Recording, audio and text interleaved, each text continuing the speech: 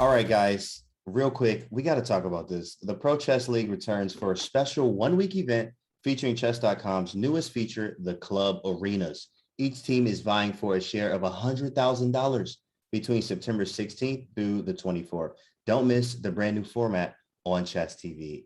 Danya, hey, man, talk to us about this event. What's going on right here, man? 10 rounds. Who you see in there? What's going on? Who do I see? Well, I don't. Who is this number one seed? Is this a famous player? You know, I've heard of it. I've heard of it. Brazilian flag. Is this a new Brazilian grandmaster? So, to me, well, first of all, this is an incredibly strong tournament. It's, rivals title Tuesday, if not stronger than the average title Tuesday. We have someone like Andrew Tang is not even in the top 15 by rating, which is saying a lot because he's a beast. Yikes. To me, the question is going to be, can somebody upset Hikaru? Can somebody slow him down? If somebody can even nick Hikaru for half a point in the first couple of rounds, that really opens the doors. And, that's how these tournaments end up having unexpected standings. But if we look at the top 10, we have wonderful Time Min Lee. He tends to do very well in these kinds of events. We have Nicholas Theodorou, who recently became a grandmaster, got his last norm in Charlotte, right? Which was great to see. I mean, it's a long time coming, and people like Jeffrey Zhang might fly under the radar because they're below 3,000 blitz, but they're all very underrated, Canty. So I think anything is possible, and I'm not just saying that to keep people here. That's insane. In fact, and someone in the chat said number 16 is still 2,900. Number 16. Okay, What? It's one of those days.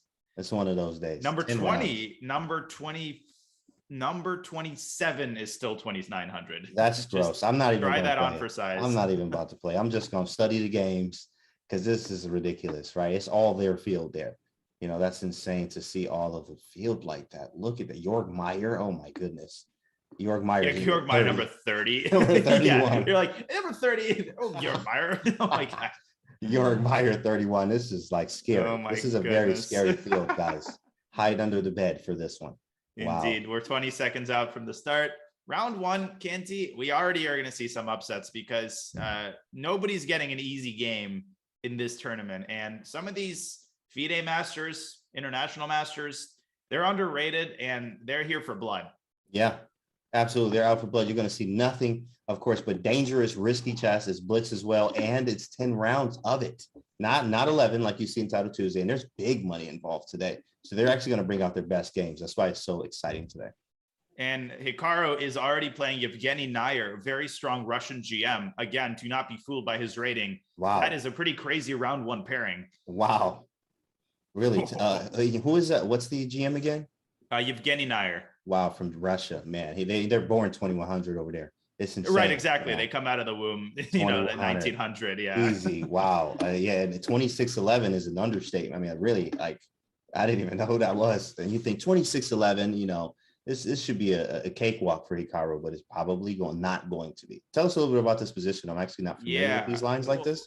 Hikaru likes the knight f3, b3 kind of Zukertor Kali systems. Right. And he grabs that pawn on c5. He goes knight d4, and he's probably going to take this bishop and damage black's pawn structure. Now he's got the two bishops. I think it's a slight advantage here for Hikaru.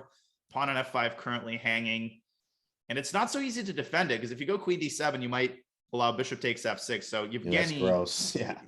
And when you have to make a move like g6, now G4? look at this diagonal. What about g4? That's our kind of move. But Hikaru keeping it solid so far, probably knight d2.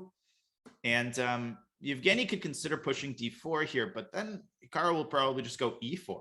No, this is an advantage for white in the early going here. Absolutely. With the bishop swiping the board like that, of course, knight f3 being a possibility. And if he sits and waits on a position, okay, knight e4. Knight e4. Wow. Hikaru doesn't trade, knight f3. And then knight f3. Queen e7. a3 playing quickly.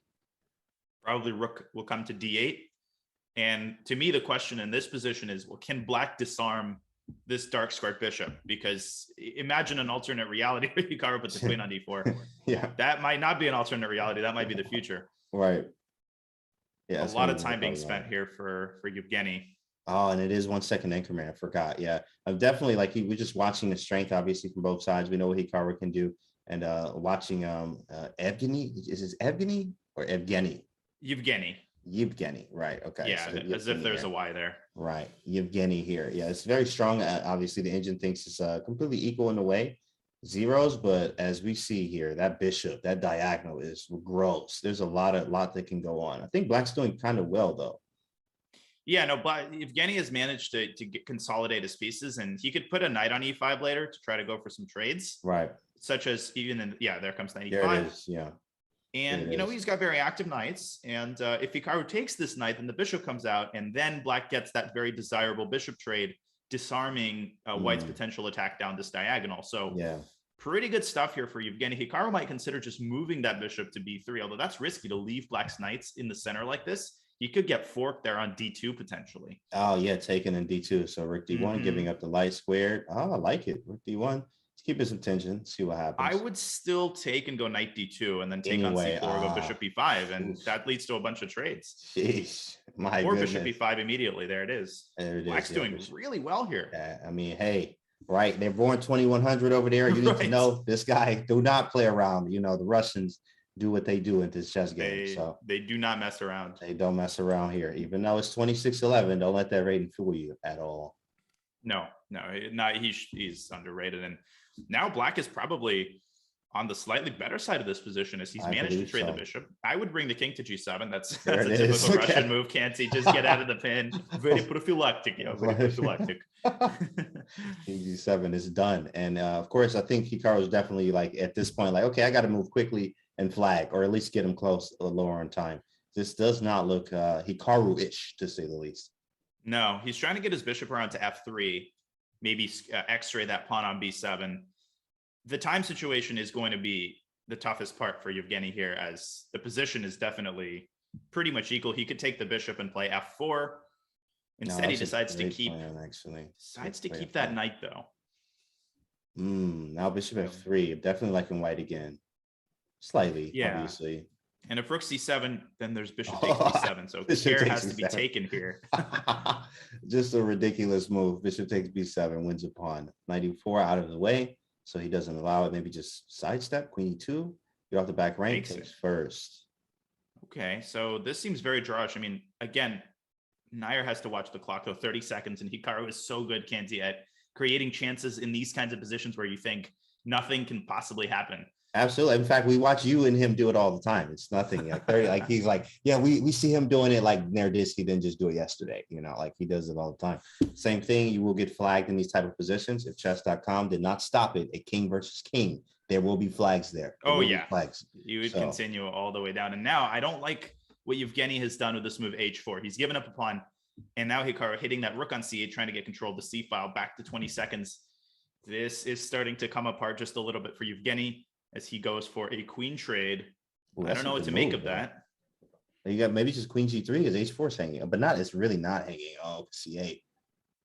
Right. Yeah, Hikaru contemplating here. Does he take the queen? I mean, that endgame probably slightly better for White. Maybe takes in king g2. Slightly better, correct. b5's in there, rook d1's, maybe taking on e4. Who knows, right? Who knows what's about to happen. Now, White's probably going to lose one of these pawns, but remember, there are two passed pawns, and Hikaru instead breaking through with b5. Now rook c3. Now this looks more drawish than anything, yeah? Rook takes a3. Ooh, yikes. But 13 seconds, 12. He is not thinking. Breaking through. Wow, f4, rook f3. Oh, that is exquisite play here. Yeah, that's he's going to win that f4 pawn. This is Naroditsky. It's Naroditsky, bro. You know that, right? They was at family reunions every year together all the time. The Naroditsky family. Bro. Like, this is very easy cakewalk for him. This is a draw. King g5, h4. Black has to be careful, but it's a draw. King h3. Oh, no, this is just a draw. Yep. King g4. He's like, you're not about to get me, Hikaru. Wow, f6. You gotta be careful. Hikaru's got to be careful now. He's gonna lose his pawn. It's a draw.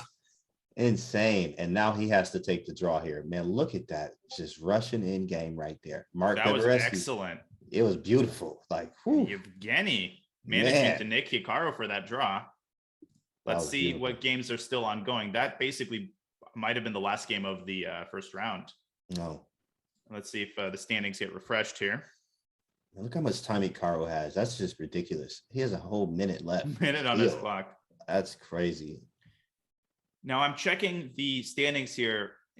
just to see if there are any upsets. We have Theodoro, who won. Most of the top seeds won. Let's go down the standings and see if anybody actually lost. Oh, Eric is still playing. Let's watch Eric. Okay. Eric is in a pretty tight struggle here against Yevgeny Kretov, another Russian. Russian FMs. Man, hey, look, I'm telling you, man, I got Duolingo, right? And Russian's so hard. I was trying to learn it. I was like, you know what? Yeah, I'm gonna just stick to Spanish because this is this is good. Oh, but knight e2, he should have. Kretov should have taken that pawn on g4 and then given the knight up for the other pawn. Now he's going to lose. Oh, Eric sidestepping the checks, and the pawn on h6 is unstoppable. Very nice. Very nice play. Check. Last ditch effort. King c1, and he's done. Yeah. Good stuff. That's game. There it is.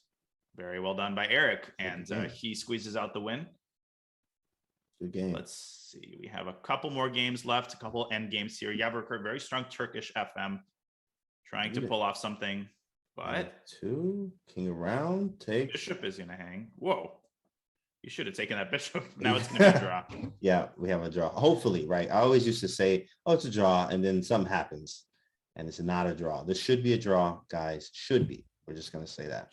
Yeah, emphasis on the should. Should. Here we go. See, this is honestly an easy draw, though. Yeah, you could even, well, you can't take actually. If you take it, then HG, that's a very tricky move. Ooh. Very tricky move. This is probably the last game of the tournament. Check. Very nice. Just don't botch it. Yeah. King comes into the corner. Just don't blunder mate. This is easy enough. There's always one game though, as we know. There's always that one game that takes for that goes into some end game. Yeah. Yeah. This is why I just hold my breath and just watch in silence. I have no idea right, exactly what's about to happen here.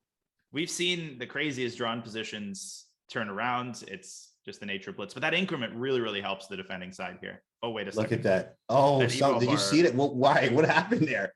The eval bar going nuts. Well, rook f3 check, I think. Oh, King G2 was winning. And then block. Yeah, and then block with the rook. Yeah, but now it's a draw again. King E2, and then the rook takes H2.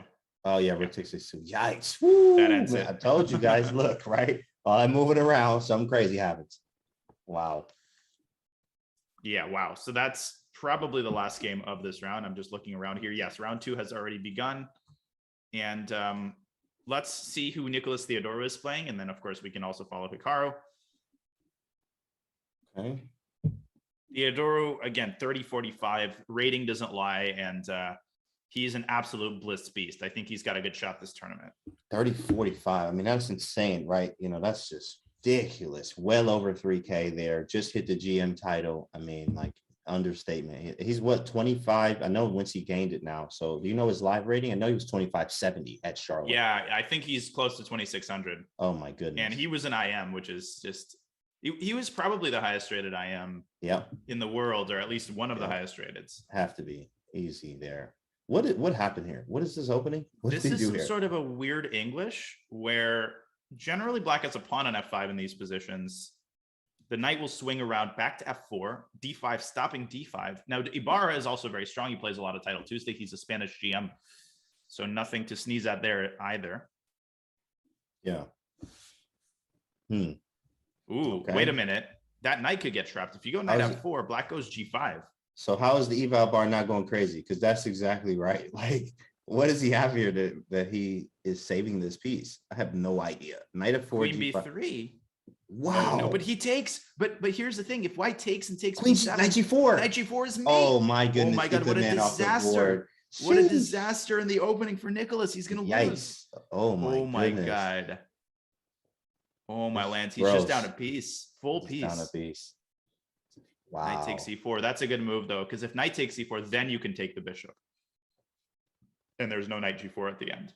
Okay, trying to be a little clever here, but all you gotta do is take on g2, right? Now, mark my words, Nicholas is going to create counterplay here. He is one of the greatest like blitz defenders I've ever seen. You can go up a piece against him.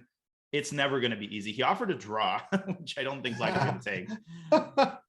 Oh, hey, you want to draw, bro? You want to draw? It's about to get crazy. Let me think about that. No, as my fourth grade teacher would say. Let me think about that. No. No, thank you. Yikes. This is interesting, and man's thinking. I mean, is it just obvious, right? Though to keep material, you have to take on G2. Takes. Yeah, but then knight takes f6 kind of ruins the structure. So White's plan is probably to push the center pawns and try to go for some e5 break. Black's king, okay, bishop g7 is really good because Black's just going to castle short. And yes, the pawn structure is damaged, but White is down a piece. Let's not forget that. Right. And we get that knight to e5. There it is. Castle's there. This is great. Excellent for Black. Yeah, Black just needs to get that knight out. Maybe go f5 also to open the bishop. Yikes. Yeah, he's just down a piece. He is a beast still, but that is a full piece. This should be winning for Black. We can look around. I think Black's got this pretty much under control. Right. We can also check out Min Lee's game. Okay. Let me see if I can pull that up. There it is. He's playing Carlos Obregon, who just played actually in the PCL arena. Oh, he did. So he's pretty warmed up. Speaking of PCL, you actually played Monday, huh? I'm playing on Monday. Yeah. Right. Who are you playing for? Chat, you hear that? Daniel will be playing on Monday. Representing California. Okay, California. Nice. Good luck for that. Yeah. Queen c4. Now Min is getting low on the clock. Black's got the two bishops here. It's a very complex position. Georg Meyer already won. Oh, Georg got it. Okay. Won. So a couple people already with 2 out of 2. Somebody in the chat's mad, like, not North Carolina. Daniel, well, we don't have a team yet, but we'll have a team. Come on, bro. gotta represent my hometown state. That's right. Ooh, Min is getting that knight to c5. That's a very unpleasant idea for Black. Yeah, this is nice. I like knight c5, but e5. Well, yeah, he does take on d7, maybe going back as well. What was this opening? This was Min usually plays the London. Yeah, this was a London. Yeah. Okay. He is a London lifer. London for lifer. He knows those positions too. He knows them. Oh, absolutely. He's amazing in these. Now, if I were Black, I would go rookie. Okay, g5. That's a pretty committal move. Weakening some squares here. I don't like that at all. That's panic. That's a panicked reaction because that knight coming to c5. Panic, yeah. And then h4 is going to come. Min is going to go h4 here, I think. Easy, especially with the rook lifted. It's very nice. Feels very good. Oh, there's the knight to c5. Obviously, h4 is looking good. There it is. Takes. Oh, he took the queen. Really? I guess pawn. Well, to attack f6. He wants Black to go f5, and then the e5 square is going to be weak. No, this is losing for Black. Yikes! Knight. Pun intended with the knight. Min's going to win this. He is a beast in these types of positions. Also, oh god, e5. Trying to mix things up, but I don't think it's going to work. E5. Well, what do you play here, Diane? This is complicated stuff. Do you just take on f6? Well, maybe you take on f6 here. Yeah. And then e4 is Black's idea, trying to push that pawn through and hit the knight. I don't know if it's going to work. Yeah. That's kind of annoying. Take on d7. Maybe take on d7 first. That's a good point. And then maybe take on e5 also. E5, right. Gosh, there's a lot to calculate. Min does take on f6. Yeah. I think Black's going to go e4, although maybe you can attack the queen with one of the rooks. Yeah, rook f8. Okay. Oh, it's checking knight g7. That's annoying. That's a little bit of counterplay. What is this? Definitely annoying. And Black's what about taking on d7? I guess that's just that's completely losing. Obviously, takes. No, that was a really interesting idea because that knight was swinging around there. And exactly, and then taking a nice little queen sack. But no, what is Min doing? He's allowing bishop g4. Now Black is suddenly getting a lot of counterplay. E4 is coming. Rook g6. He might be in trouble. Oh, e4 for the score. Now 96. Oh wow, beautiful. Counter blunder by Black. Counter blunder, exactly. Black 96. Should have gone rook g6 first to kick that queen out and then go e4. And then go e4. Yeah, that rook g6 was crucial. Now Min is in charge again. 20 that pawn on d5 might be lost. He has a lot of all that 30-second chess he plays with you literally pays off here right now. Wow. He's like, he has a lot of time right now. He really. I'd like for that to be the case. 38 yeah, now Black is in trouble. That pawn on d5 is terribly weak. d5, yeah. Time's ticking. He's thinking on his time. What is this tournament? This is the Speed Chess Championship Grand Prix. Welcome, AK Shane. Hello, chat. Extronic. Speed Chess Championship Grand Prix. Grand Prix. Top 8 actually will make it to. Oh, White's completely winning now. Oh yeah, now e6, e7. E7 actually even after rook f6. Just attacking the rook and f8. Yikes. E7 is beautiful. You don't have any moves. Rook f5, rook g7. Yeah, you play rook f5. I guess you stop a check or two for now. queen d7, I think. But then queen c8. It's not. Oh, that's Where is stupid. the How does killer that even blow? work? Rook d2. Yeah. That's the best move. King g7, trying to get the king into defend. It's like the goalkeeper coming out for a corner. Rook d4. Queen It's a2. over. Queen a2, still holding on. Queen 3 d7 seconds now. remain. Oh, And now it wins a Queen rook. d7. GG. Start a new one. King g2. Rook takes f2. Rip. Last ditch effort. Doesn't work though. Maybe queen takes b2. Rook f6. That's the no go. It's not gonna work. Everything. wins. Queen can come out. Wait a minute. How does Min defend against this? Oh, he blundered. No. Oh my Now goodness. it's a game again. Okay, Min is still winning, but Queen f8. He blundered. I think he panicked because of the threat of Queen takes f2. I didn't actually see how to defend against that, but You're still right. should be winning, kids. He still Rook takes a4. Don't take that though. Mate, Rook f3, Queen c6. Somehow it's mates. Oh, that's a No, he's- stupid pin. That is a tough pin to defend against. A2, Rook a3, 3 seconds on the clock. Queen h5. 1 Wait a second minute. increment. A1 How's queen. Black winning? A1 queen. Oh, my same God, Min might thing. lose this. Oh my goodness, big man. What is he doing? Now it's What a, is I he think doing? it's still a draw though. I still think it's a draw. I think it's a fortress. Queen h1 mate. He had mate in one. Sheesh. He had mate Oh in man, one. Min is jumping off the building. He had Wow. mate in one. Wow. But he primo. Now Black could blunder his queen too. He is free moving right now too. He's like, yeah, he saw that mate trying to get him into that, but he's probably never going to have that again. Yep, He's that never is a gonna get chance. that. The Yeah, that's a opportunity chance train will gone. not come around again. Yeah, you're not getting that one, bro. You got to Not keep your again. eyes peeled there. But Min is going to be. So does he have a counting- fortress? Oh yeah. Ooh.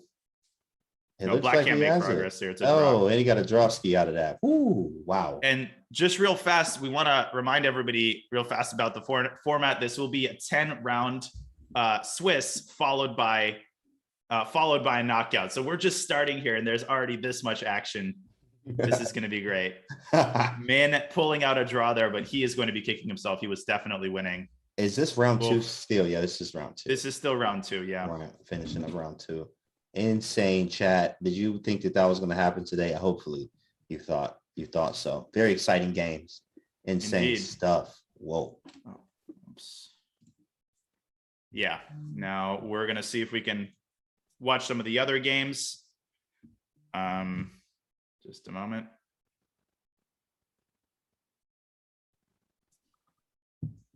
Yeah. So, wow. Just two rounds in and already this many cool results. Insane And stuff. let's see. Yeah, there we go. So maybe we can see if Mishanik, that's Alexei Serrano. Oh, round 3 is already on. Wow. This is let's going go. Wow. really fast. Yeah. Misha Nick and really, Penguin really GM. fast. So I know he's obviously very strong looking at his rating, but I don't actually know about Misha Nick very much. But I know you do, Daniel. Yeah, that's Alexei Serrano, and he's playing Andrew Tang. So I pulled up Hikaru's game as well. We could check into that later. Let's start with the Mishanik game because they both have 2 points out of 2. They both have 2 points out of 2. Okay. And Alexei Serrano he's in the high 2600s. He's a Russian grandmaster and very strong bluff course, very strong blitz player. And he's known in Russia as an opening theoretician. So even though he's very young, he's already has this reputation as an opening specialist. Wow, I never knew that. That's insane. That's perfect. You know, Daniel Naroditsky is an encyclopedia, just so you know. Any question about chess, he has like the craziest story you've never heard of. It's insane. It's pretty cool. Knight takes e5. Yeah, knight takes e5. Oh, the d3 pawn was hanging there. So in the end, okay. Not possible there. Especially with f2, right? Gross. Knight h2, knight g4. I've seen Aronian like this position a lot. Yeah, I mean, a lot of top players seem to go into these mainline Italians. That knight swinging to g4. Andrew taking a while here, but obviously we all know him as a bullet beast, so he's not afraid of getting into a time scramble. Right. At all. In fact, here. Yeah, now Andrew taking his time, maybe knight f4. Yeah, maybe knight f4. It just doesn't seem like you have anything else. There's also the knight e7 route, but don't you just allow d4? Is that why we don't go knight e7? Well, knight e7 also bishop. Right now, bishop g5 would win the knight. Right. So maybe h6 to stop various shenanigans related to the g5 square. But I would go knight f4, and Andrew's taking a super long time here. He does go knight f4. And now knight e7 g6. Maybe knight to g4 is there. Gotta snap those. Can't just let him sit there. Maybe you do though. Maybe you let him sit there kind of awkwardly. Queen g6, but then bishop takes f4 becomes possible. You don't really want to take on f4 with a pawn because then that allows the d pawn to rush forward. And that's exactly what Andrew is thinking about here. Right. I like what Alexei is doing. He did take on g6. There it is. Take on f4 and d4 is extremely strong. But g4 is hanging, right? G4 is hanging, sort of. I mean, that pawn is hanging. So maybe bishop takes f4 can be met with bishop takes g4. So, and taking on e6, he takes with the knight. Interesting. Yeah, complicated stuff here. It's actually taking a while here. Right. Knight h4, queen g5. That's no good. Knight h4, queen g5, knight f5. Yeah, that's too much. That cannot work. Goes for it. He waited for you to say that, Canty, and then he's like, "All right, let's show this commentator, prove this commentator wrong." What the heck is this, man? I don't get it either. So queen g5. Queen g5, knight f5. I don't think you going knight f5, bro. Because then black could just take twice, and exactly. I don't see the comp. I don't see the comp, bro. So maybe just go back, see what he's doing. Maybe he's cool with a draw, but I don't think so. Oh, maybe he wants queen g5, bishop takes e6 and g3. No, there's no way that works. I don't know. We'll see. Andrew is taking a long time, though. Maybe he's thinking about queen h5 as well. Or maybe he's trying to build some time on him. Maybe like queen g5, but going back to f3 and then do something else because he's eating up time. I mean, he's eating up so much time right now. So you kind of just could be playing around with him. Knight f3, repeat, and then find something else because you're getting low on time, big dog. I don't see what else you can do. I mean, you can take the knight on f4, but then the queen will recapture, and Andrew keeps the integrity of his pawn structure intact. And, yeah, that bishop's super strong still on a7. Yeah, we'll see. Alexei taking his time, so maybe he didn't have anything planned here. He could go back to f3, and he probably should. Yeah, he probably should go back to f3. Knight f5, if you want to get that to work, but that is just giving up a pawn. No real compensation. Should be 3, take. Nah, knight h4 was a really weird move. I don't get that at all. Don't work, bro. Yeah. And we put it out there like, yeah, knight h4, but nah, it don't work. And then he plays it. So knight f3, probably just go right back. He is taking his time here, as he should. By the way, Jeffrey already on 3 out of 3, so he is doing super well so far. We'll also check into Hikaru's game, but let's keep an eye on this one for now. This is going to heat up with both players now in time pressure. He's taking on e6. There it is. So pawn takes, right? F takes e6, automatic? Yeah, because that opens up the F file, creating attacking chances there on F2. Absolutely. There it is.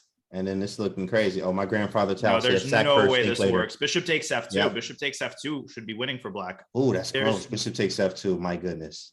I think, but there's no way this can work for Roy. Knight takes h3. He wants king g2. He wants to hunt for that knight on.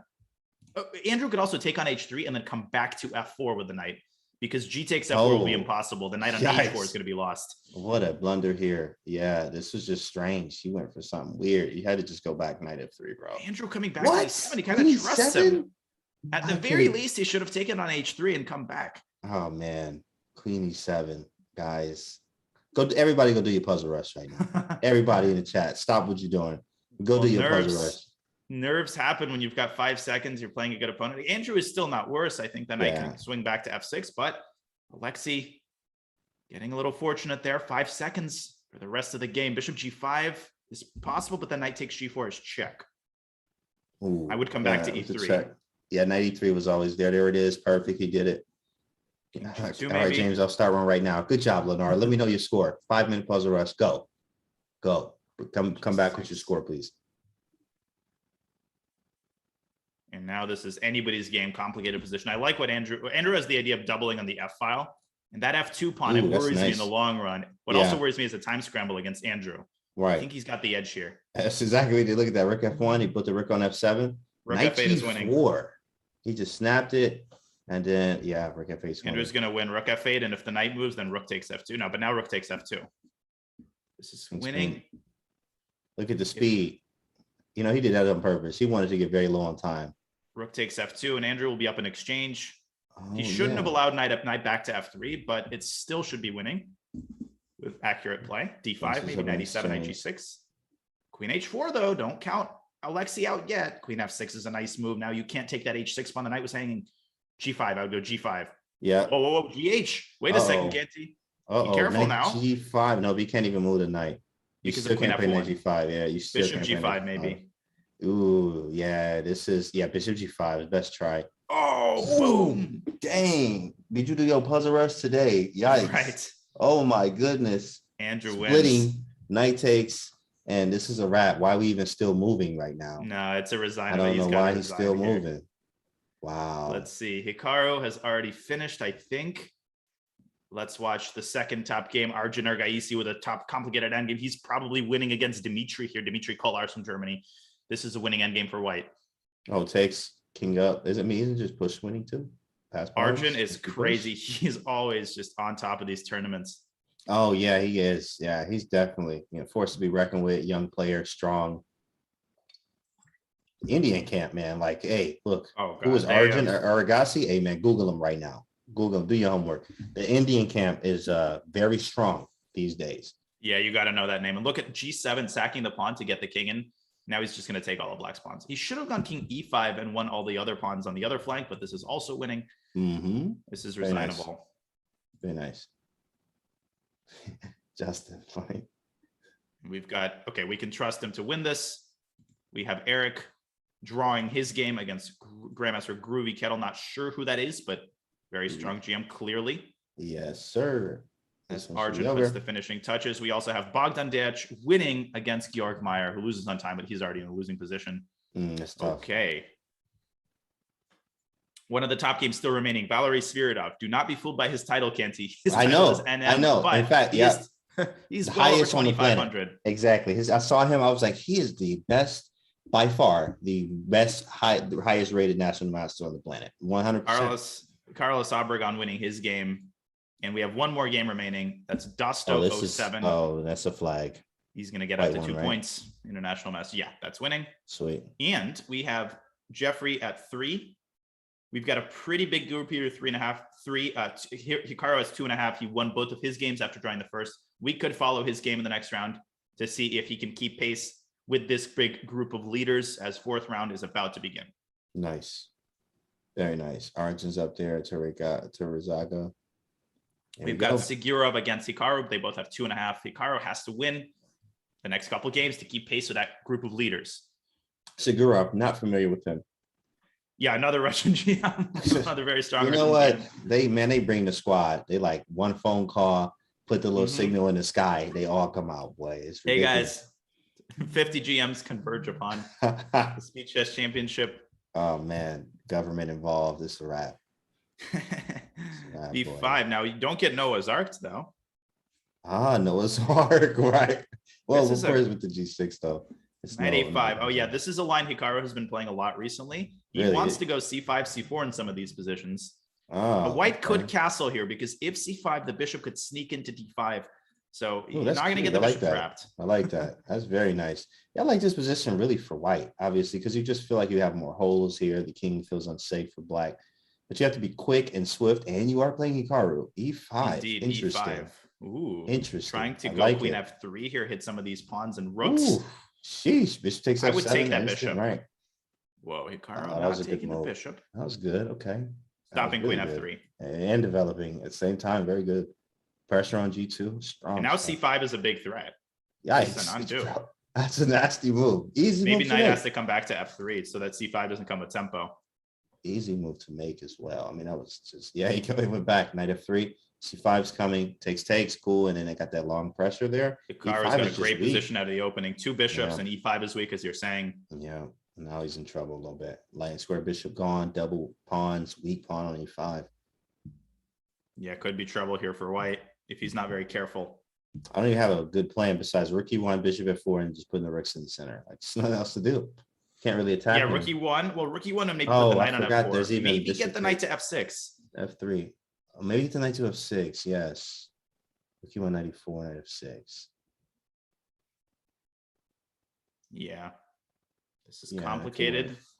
I would say black maybe has a tiny edge because of the bishops and the time advantage for Hikaru. You're always in trouble when you're down 40 seconds against Hikaru. In fact, it's insane. I was just like always fast. There's so much time. He's thinking on your time.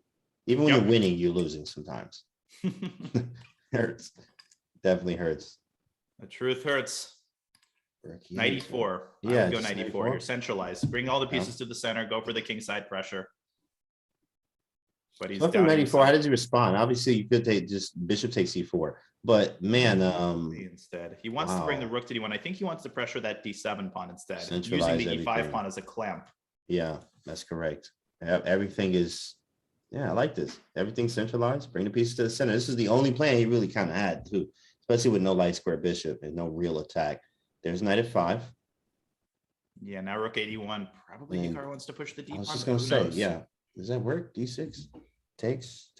I mean, I guess it works. I mean, yeah, it seems like it does. Bishop c6. Interesting. I like it. Now knight e4. Knight d5, centralizing, Same. more aggressive. No, I Okay. like what Sanan is doing. He's brought all his pieces to the center. Hikaru has not managed to get rid of that e5 pawn, which is really clamping down on Black's position. Oh yeah, This yeah. That is d5. a little uncomfortable for Black, I have to say. Is Just a little g4 an option here? Potentially, although maybe knight Potentially. h4, but definitely Yeah, something that's to keep in annoying. mind. If the queen moves, maybe g4 becomes an option. Yes, annoying. That knight h4 move. Right. Okay. No, this is not so simple for Black. Hikaru probably contemplating d6 would be Oh my guess. yeah, and then maybe I can just expand with c4 then. Not much to do. Indeed. But that doesn't do anything really. C4 is just a good improvise or improve my position a little bit, I guess, but nothing concrete. a5. Maybe White should just play h3. Just sort of improve. Oh, he does. H3.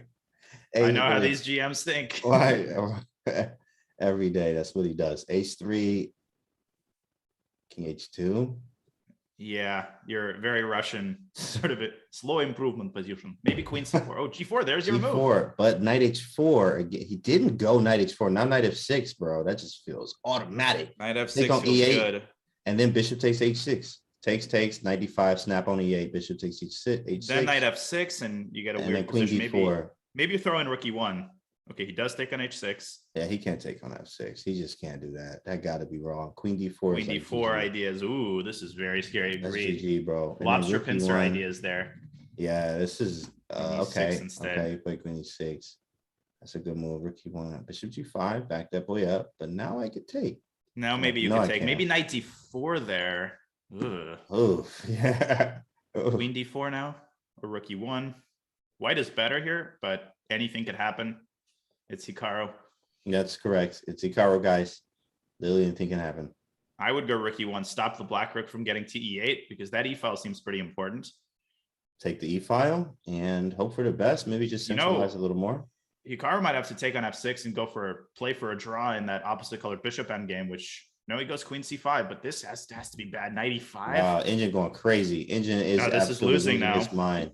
95, huh? Yeah. A lot of possibilities for Rook E5 too, but then D6, Knight D4, Sigurow's move.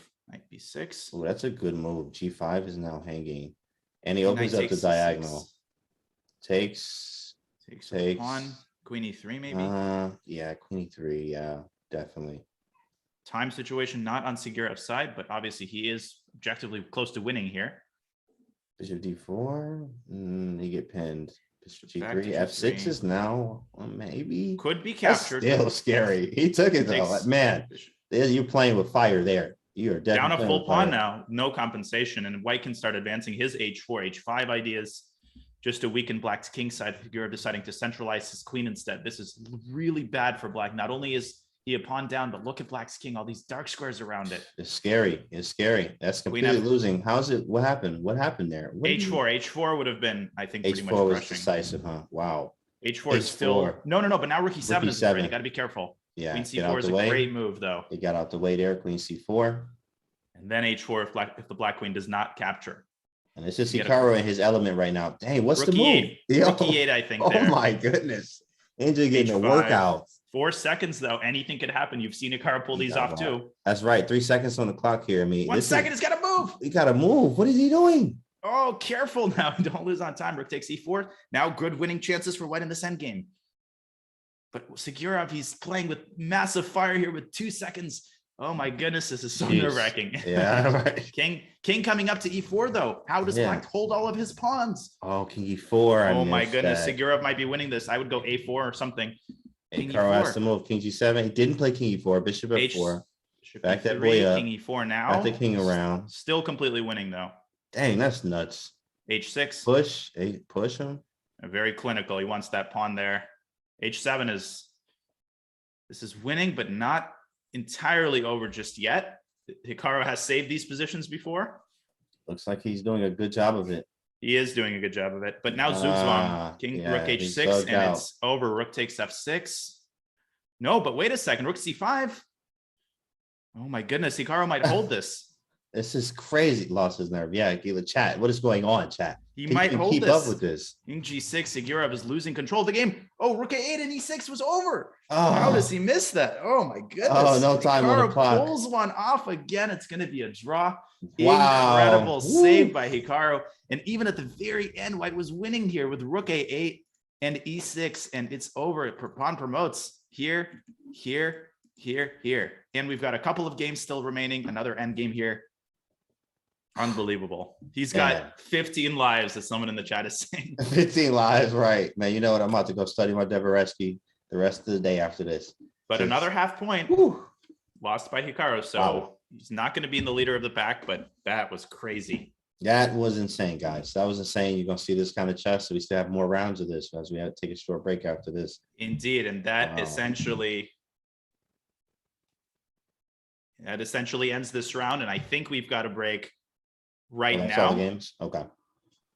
That's all the games for this round. What incredible action so far. We've got a pretty big group here with 4 out of 4.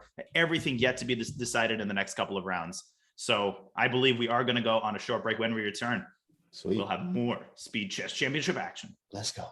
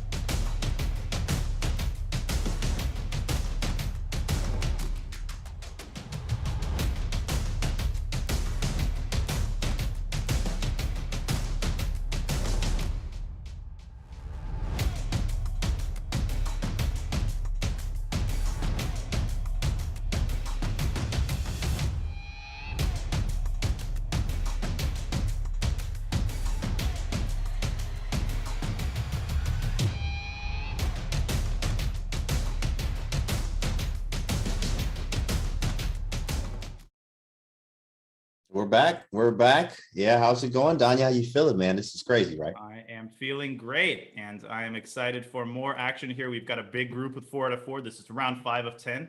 You're watching the Speed Chess Championship Grand Prix, and we got Jobava playing against some dude named Andrew Tang.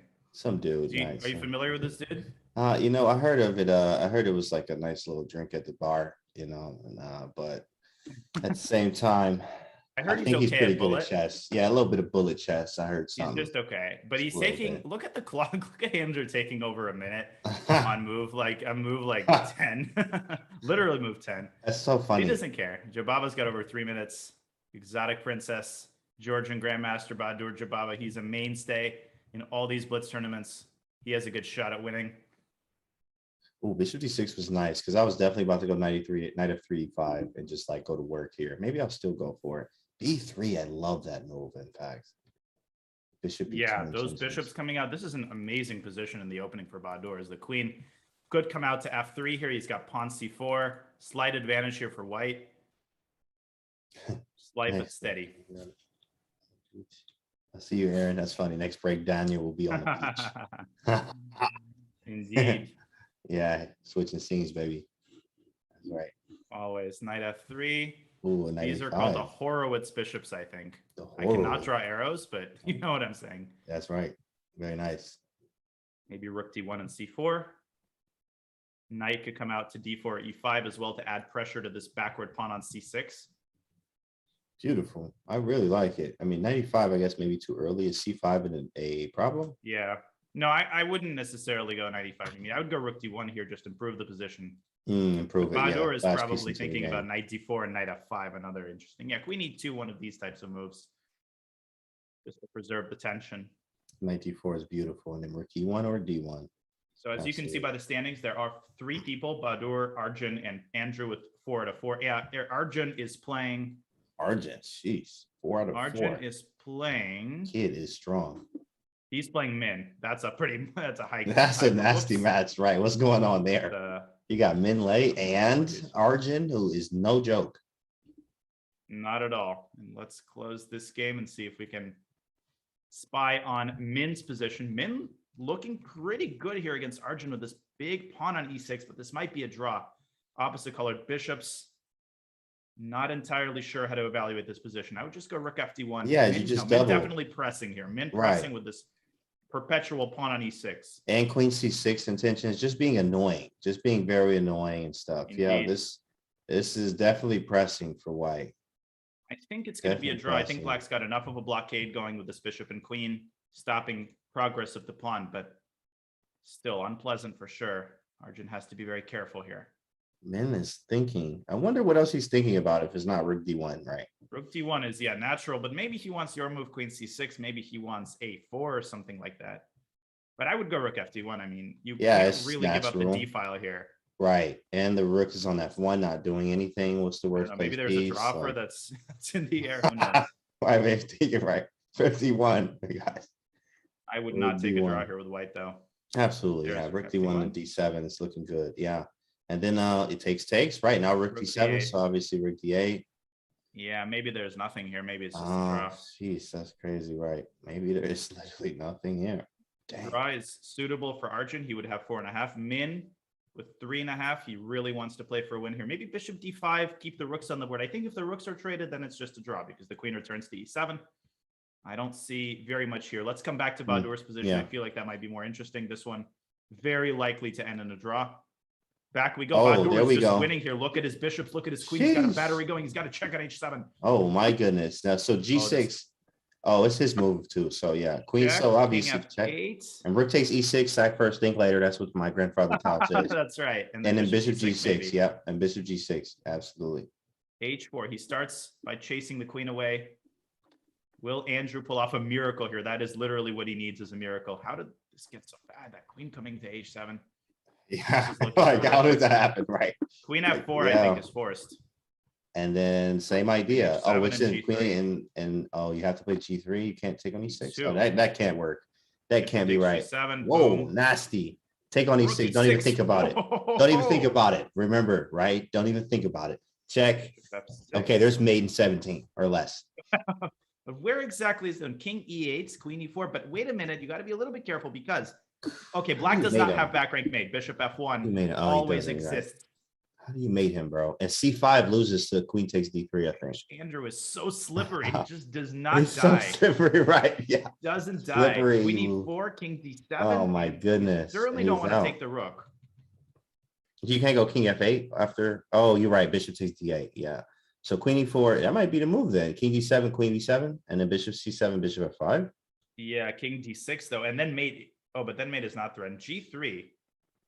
Prophylaxis, but maybe too slow. Queen E6. Andrew somehow is surviving. He's holding this together. This is unbelievable. The queen is swinging all across the board. Queen H5, but Bahadur has lost control of the game. Oh, he might have to take the rook, but you know what that means? That's a draw. That's a drawski. It's two. He got 2 seconds on the clock. Andrew has 2 seconds. Oh, Bahadur's going to go like Queen D5. He's going to go for something, but he could overpress and lose this. I know it sounds crazy, but if Andrew goes Bishop E7, he is up in exchange. Let's not forget that. That's true. Maybe that's true. C5? Is C5 anything here? No, but then Bishop E7. Oh, C5 is nice. Dang, that's a good move. C5, but then yeah, but then Bishop E7, everything is under trade. No, C6 takes C7. He takes it. He goes for it. He's trying to push for the most, and he got that 1 second increment.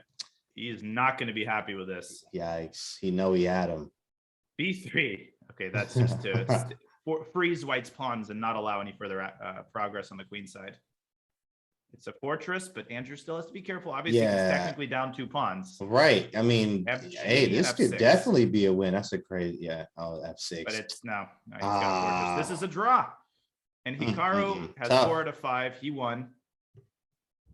So he's up there as well. Nothing you can do about this one. You just shuffle back and forth into oblivion. Min is going to win. Min for the win. Found a way to get forward. Min is going to take on G3. Queen takes G3. He isn't. Give me everything. Give me everything. Wow. He's going to play Hikaru, I think. Great move. Sheesh, man. Incredible stuff going on here. We got Min with the win. He needed that. A couple of other top games. What is going on here? Too many pieces by my king. Yeah. No. What happened? Oh, he flagged. No. Oh, he flagged. And he got a good position too, I think. Or maybe White's winning because White's winning a piece here. This is some sort of a skewer. Oh, that's why he was thinking. Because I was trying to figure it out too. What's going on here? Like, is there a mate? There's not a mate. Where's the check? And then you breathe wrong and blink and you ran out of time. Oh my gosh, this stresses me out. And Zubov lost to Kasper Drozdowski, international master from Poland. He's got 4 out of 5. Good score. We got a couple of other games going. Eric Hansen drawing Zviada Zoria. Okay, let's see what else we have. It should refresh or show us the games that are still remaining. Sinan Sigurov, he just beat Pablo Acosta. He's up there with 4 out of 5 as well. Wow. 4 out of 5, 4.5. So 4.5's top dog, huh? 4.5 is Andrew, Exotic Princess. That's better. And now Min has 4.5 out of 5. So it's going to be a group of 3. I think one of them might play Hikaru. We got one game. Liam Putnam, very strong FIDE master. Oh, I know him. Yeah, I know him very well. So yeah, he just played in Charlotte. Yeah, very strong kid. Very strong. He's going to hold a draw here, I think, against Dariusz Švirić. Very impressive. Wow, very impressive. I know. This kid is strong. Now it says a lot about this tournament, Canty, that Dariusz Švirić has 2 out of 4. Ooh, that tells you a lot about this tournament. Oh man, we gotta give him a phone call, make sure you're okay. Talk to his manager. Dang, boy, that's rough. That's rough, man. It's a strong tournament. Wait, I'm getting a call. Hey, Dariusz.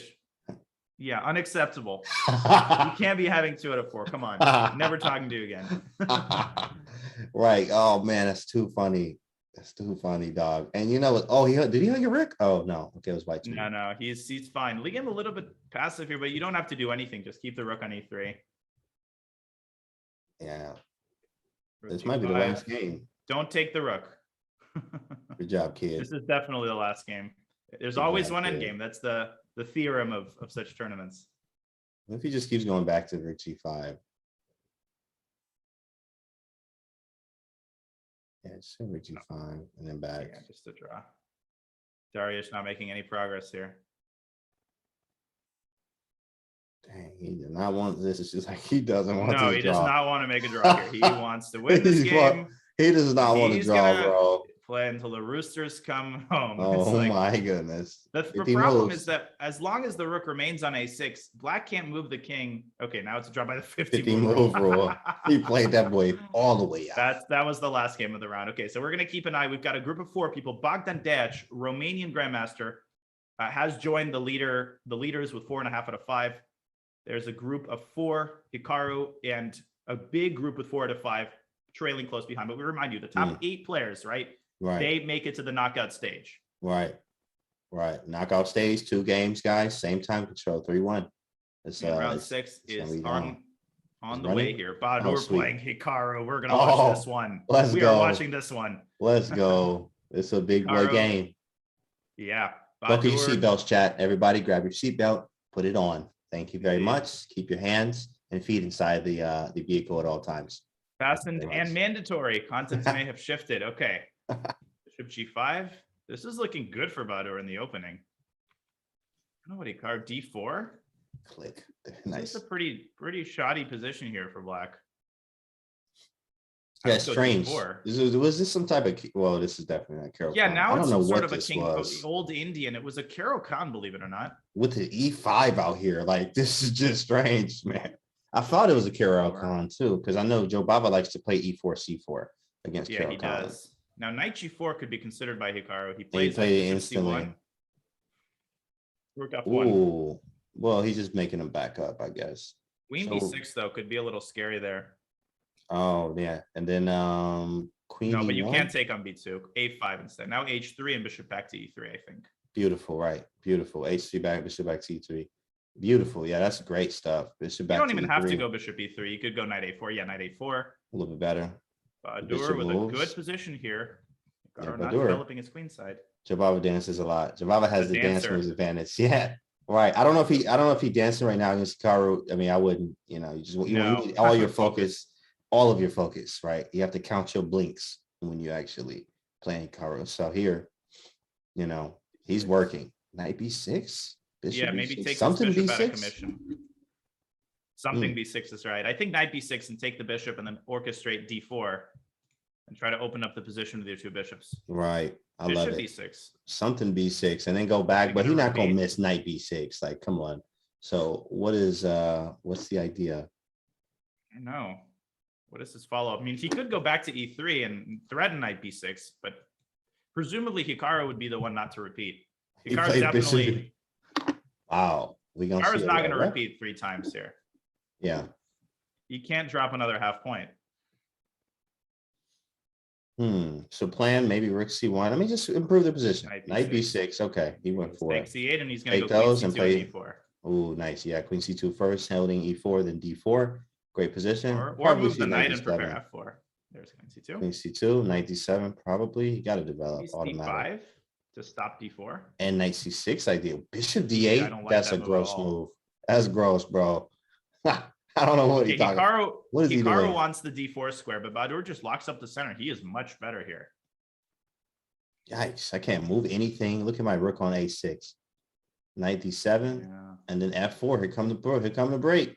G3 also. After Ooh, Knight B1. Wow. C3. Logical. That's that Karpov game right there. Knight B1, right. Karpov. Knight H7 is a great move, though, preparing Bishop G5. Hikaru wants to trade those bishops. Badur creating a little window for the bishop on F2. Oh, yeah. Bishop F2. That was very nice. Yeah. Not trading, not allowing the knight to get out there. Knight to C3, put the knight on B5 maybe, but it did waste some time there. Look at the dark squares. Hikaru getting control of them. Man, chess is Badur so should have gone G3 and met H5 with H4. Now black has control of all these dark squares. Now you really probably want to trade that bishop, but then yikes. Knight F6, Knight H5, and Knight F4. Yeah, like you get a Knight to F4. No, now Hikaru has play on the king side, which should not have been allowed by Badur. Even quicker, Knight G6. Yeah, you're right. Queen E1, Knight G6, Knight F4. I'm relaxing. Bring the other knight to G3. White is very solid here. It's not going to be easy to crack open the king side, but Hikaru is a wizard at that. These King's Indian positions, he is a monster in. Badur kind of going defensive here. Look at the dark squares. Queen coming to G5. Every piece I have is aiming at your head right now. He takes F4, creating the E5 square for the knight. Another weakness. dark Could be square a draw strategy. though. I mean, maybe no way to make progress for black. Who knows? That is correct. Maybe at the right moment, really rev down, like playing king, queen moving and G5, G4 after king G7, rook H8 or something. Very, very long plan, but very possible. Yeah, but in white's many got no cases. play now. B4 is counterproductive, I would imagine, because the two rooks doubled on the A file, preparing for that A file to open. King H7, waiting move maybe some rook lifting. Yeah, rook would like to come to G6.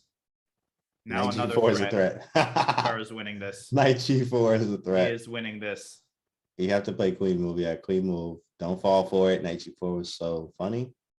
But again, like you said, how do we break through? And I would go A4 with white. Just lock up the queen side and try to And go just for shuffle. Yeah, shuffle back and forth into oblivion. This is so hard to defend though. Look at the clock, 25 seconds. Something's gonna Yikes. be blundered here. Yikes. Oh man. I wonder what he's gonna do. I'm very curious to see how Hikaru breaks through, if it's even possible. Wizardry here for Hikaru. Let's quickly check in on Min's game really fast. Yeah. Min is in a super complicated position. Okay, let's go back to Hikaru. I just wanted to update everybody on the Min position. But we are watching as Hikaru tries to break through. No counterplay here for white. This is an ideal setup. If I could get the rook to G6, and that's might be what king. Oh, he went king. So what about king H5, rook H8, rook H6, rook G6? Yep. Ridiculous. I love that idea. Maybe That's also bring the king to the queen side and then do all that. Oh, yeah, that's even better. I like it. Yep. Bring the king all the way over there and then rook lift. So I don't have any problems. F5 opening up the position. But is this the right way to do it? Or does it give Bahadur counterplay with rook E1? I am active. 7 though. Oh, Queen F2 maybe. Bishop E1.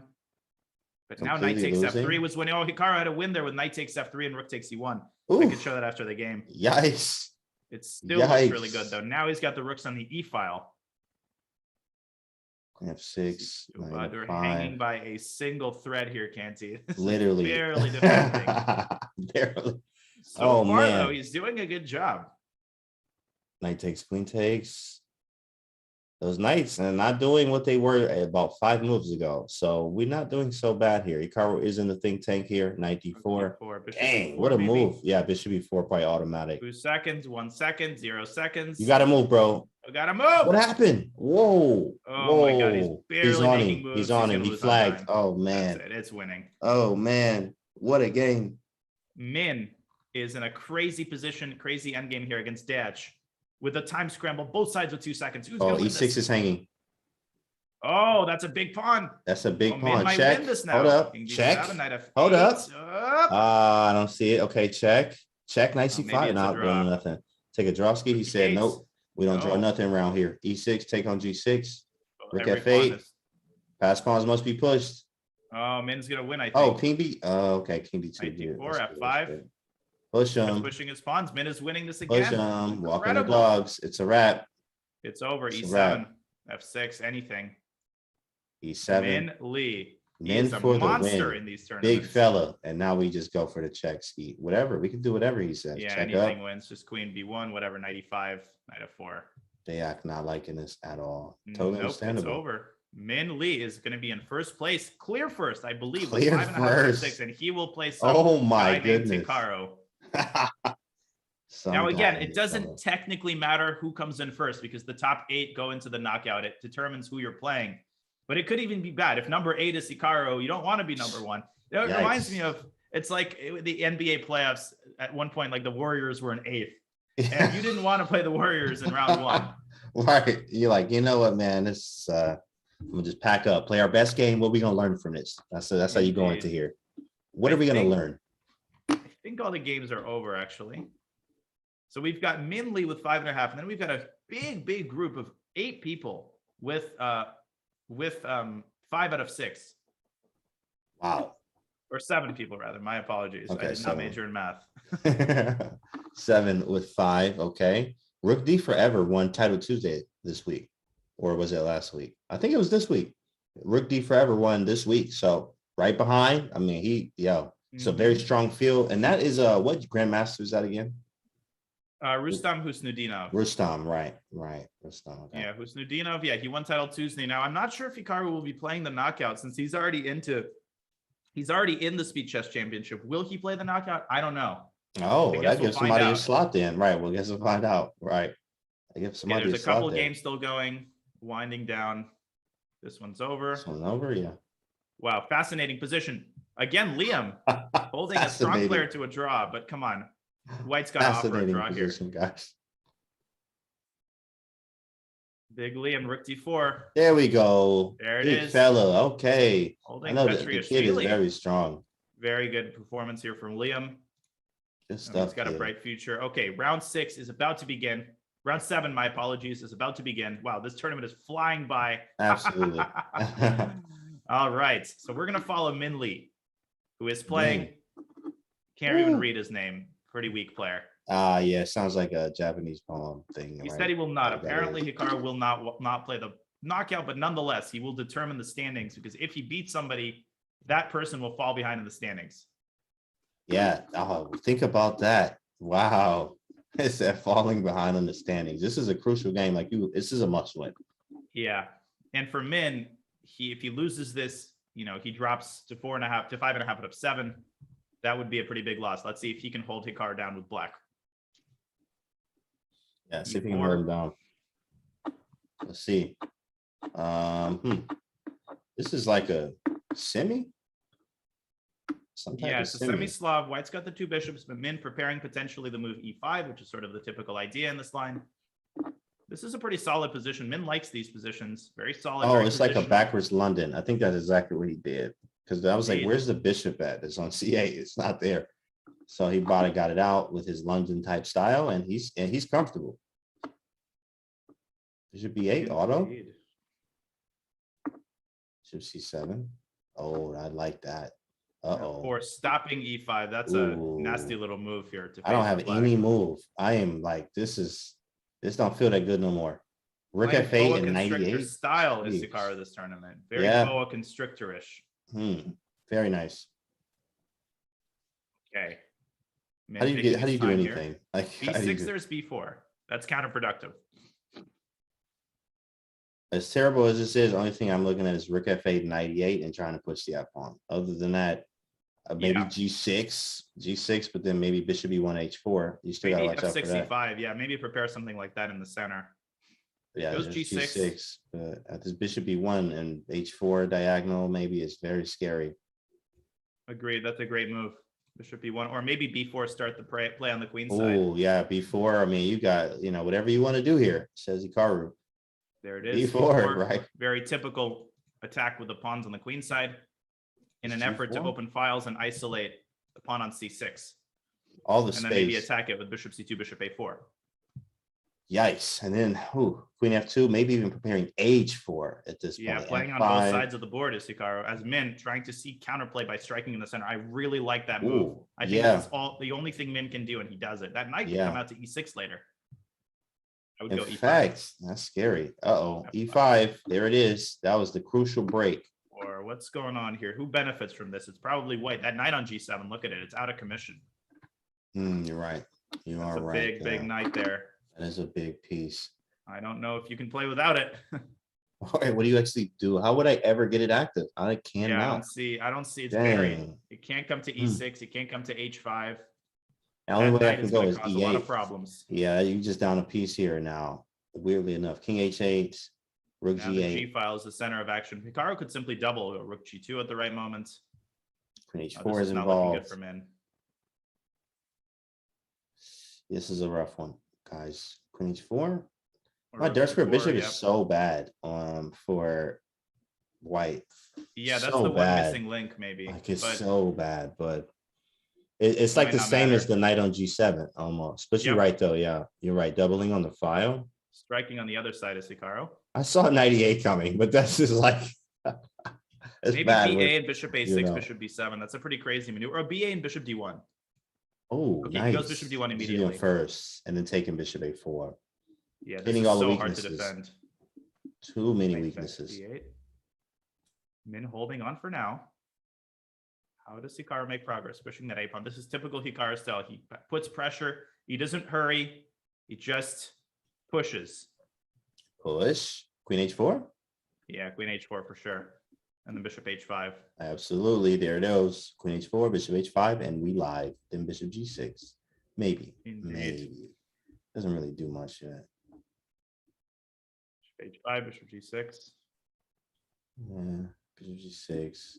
Then queen h5, rook g4, rook g1, rook h4. Long plan. But he has no moves. He literally has no Takes moves. Min maybe trying to go for a rook trade here. Oh, there it is. He does indeed. Relieving the pressure slightly. Rook g6 is kind of scary. And then bishop h5, but that doesn't work. Queen g8. Maybe bishop h5 here. Try to go bishop takes c8 and queen takes f6. And queen takes f6. Great. Bishop h5, there's bishop g3. And then that forces a queen trade. So Hikaru going bishop g4 to stop bishop g3. I think the worst is over for maybe not the worst. Yeah, but for now, no, he's holding it for now. I mean, he's feeling better. I don't see a specific plan here. I mean, Hikaru might try to get this knight involved, bring it somewhere, but where exactly? That bishop on c7 is a beast. Yo, engine is like flipping around here. Knight yeah, g7. it really is. F5 is weak. Queen h6. Bishop e1, bishop h4 is another nasty idea. Finally activating that bishop.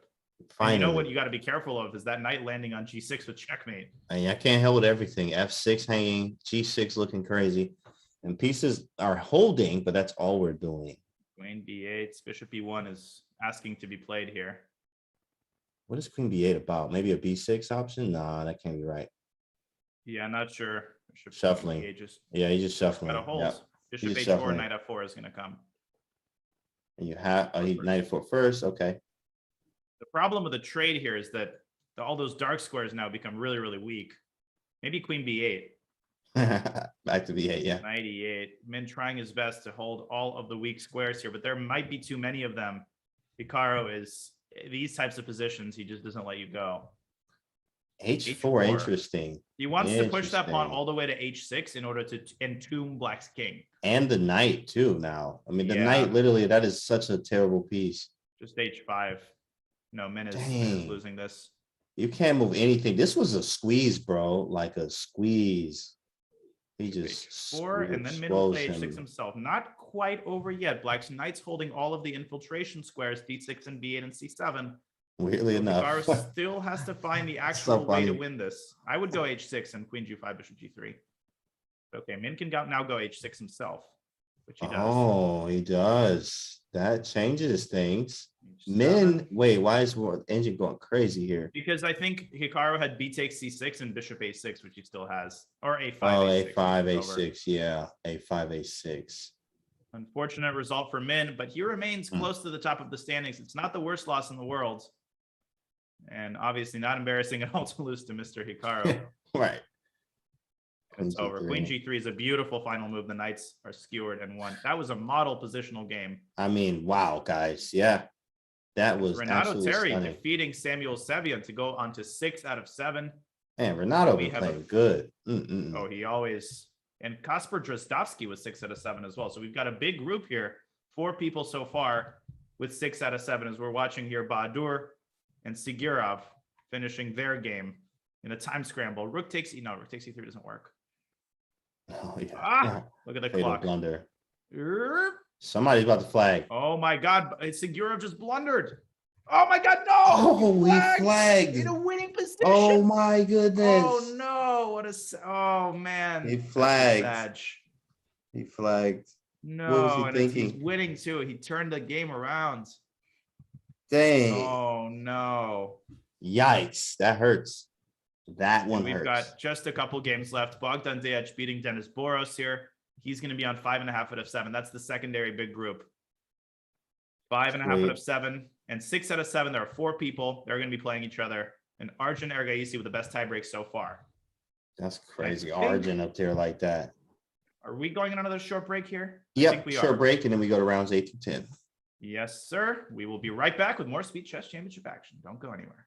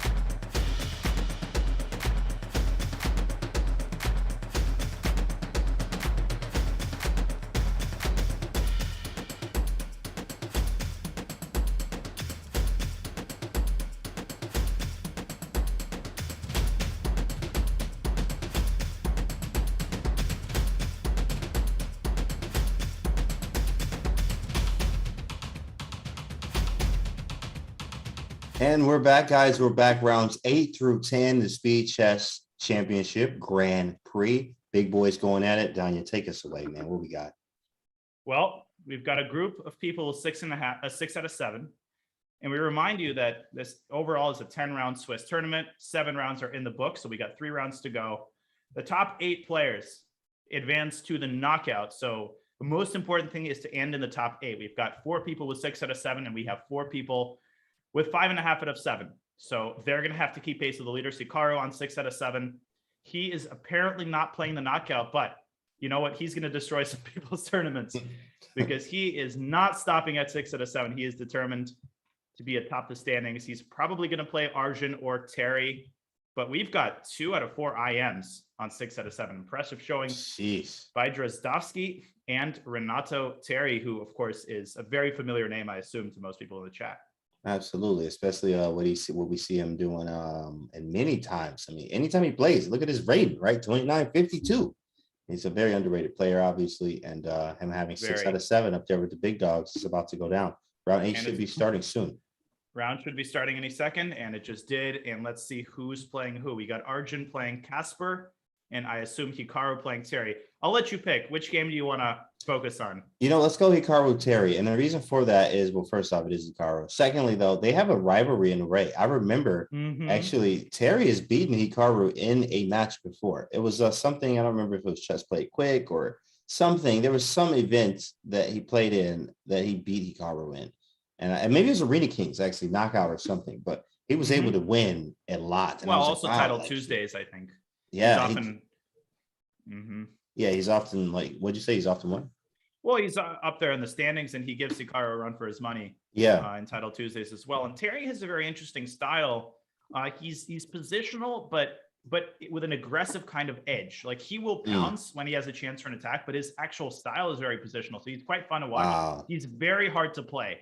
He has one of the most annoying styles, and I mean that in the best possible way. I tell that firsthand. I've played a lot of matches with him, and he has kicked my butt on plenty of occasions. Wow. That is actually now F3 sweet. Is threatened. Man, look at that move, guys. It looks like it's some type of 960 position. Yeah, but that knight will have nowhere to go. So Hikaru should probably go H6, which he just did. And the idea is that the knight can be tucked onto H7. This is theory, actually. This is the main line. This is theory. Yeah, this is a line. It's a line. Okay. I don't know anything past this. I know that sometimes Black plays F5 in these positions, but that's all I know. Maybe castles. Terry's slightly better here. Knight C3, Knight D3, Knight coming out. Knight's coming out. Feels great. I'm not tripping about anything. Terry kind of position. Maybe start with Knight D3 to stop Bishop B4. Very strong. Very strong. Yeah, Knight D3 stopping Bishop B4, then Knight C3 and figure out what to do later. From there it is. There it is. I've played Terry enough. I feel like I have a good handle on how he thinks. Doesn't stop me from getting my butt kicked by him, but nonetheless. Yeah, definitely. We know you played them all the heavy hitters. They got to get to the top. They got to go through Daniel usually. Wow. So that's we see that all the time on the stream. Yeah, we see it on his stream chat. You already know, like, y'all see it every day, every time he stream. Right. So he's fighting though. 29.52. Fighting, and one thing I think you might want to avoid, don't go F4 because that knight sinks its teeth into E4. So you got to be very careful. Knight B3, great move. If FE, then DE, that knight's going to come into D4. That pawn on E6 is weak. Hikaru is worse here. Let's see. He's climbed, but he's been worse almost every game, but Hikaru wouldn't be Hikaru if he didn't score 100% out of bad positions. That's really crazy, right? He loves the imbalances too. I remember he said something on his stream one day, and then somebody asked him, like, why do you always play the modern, basically Titled Tuesdays? And he would play a lot of modern. And he was saying, well, it's for the imbalances I get. And I actually I know it's slightly risky, but of course, you are relying on your opponent to make a mistake and for him to outplay them.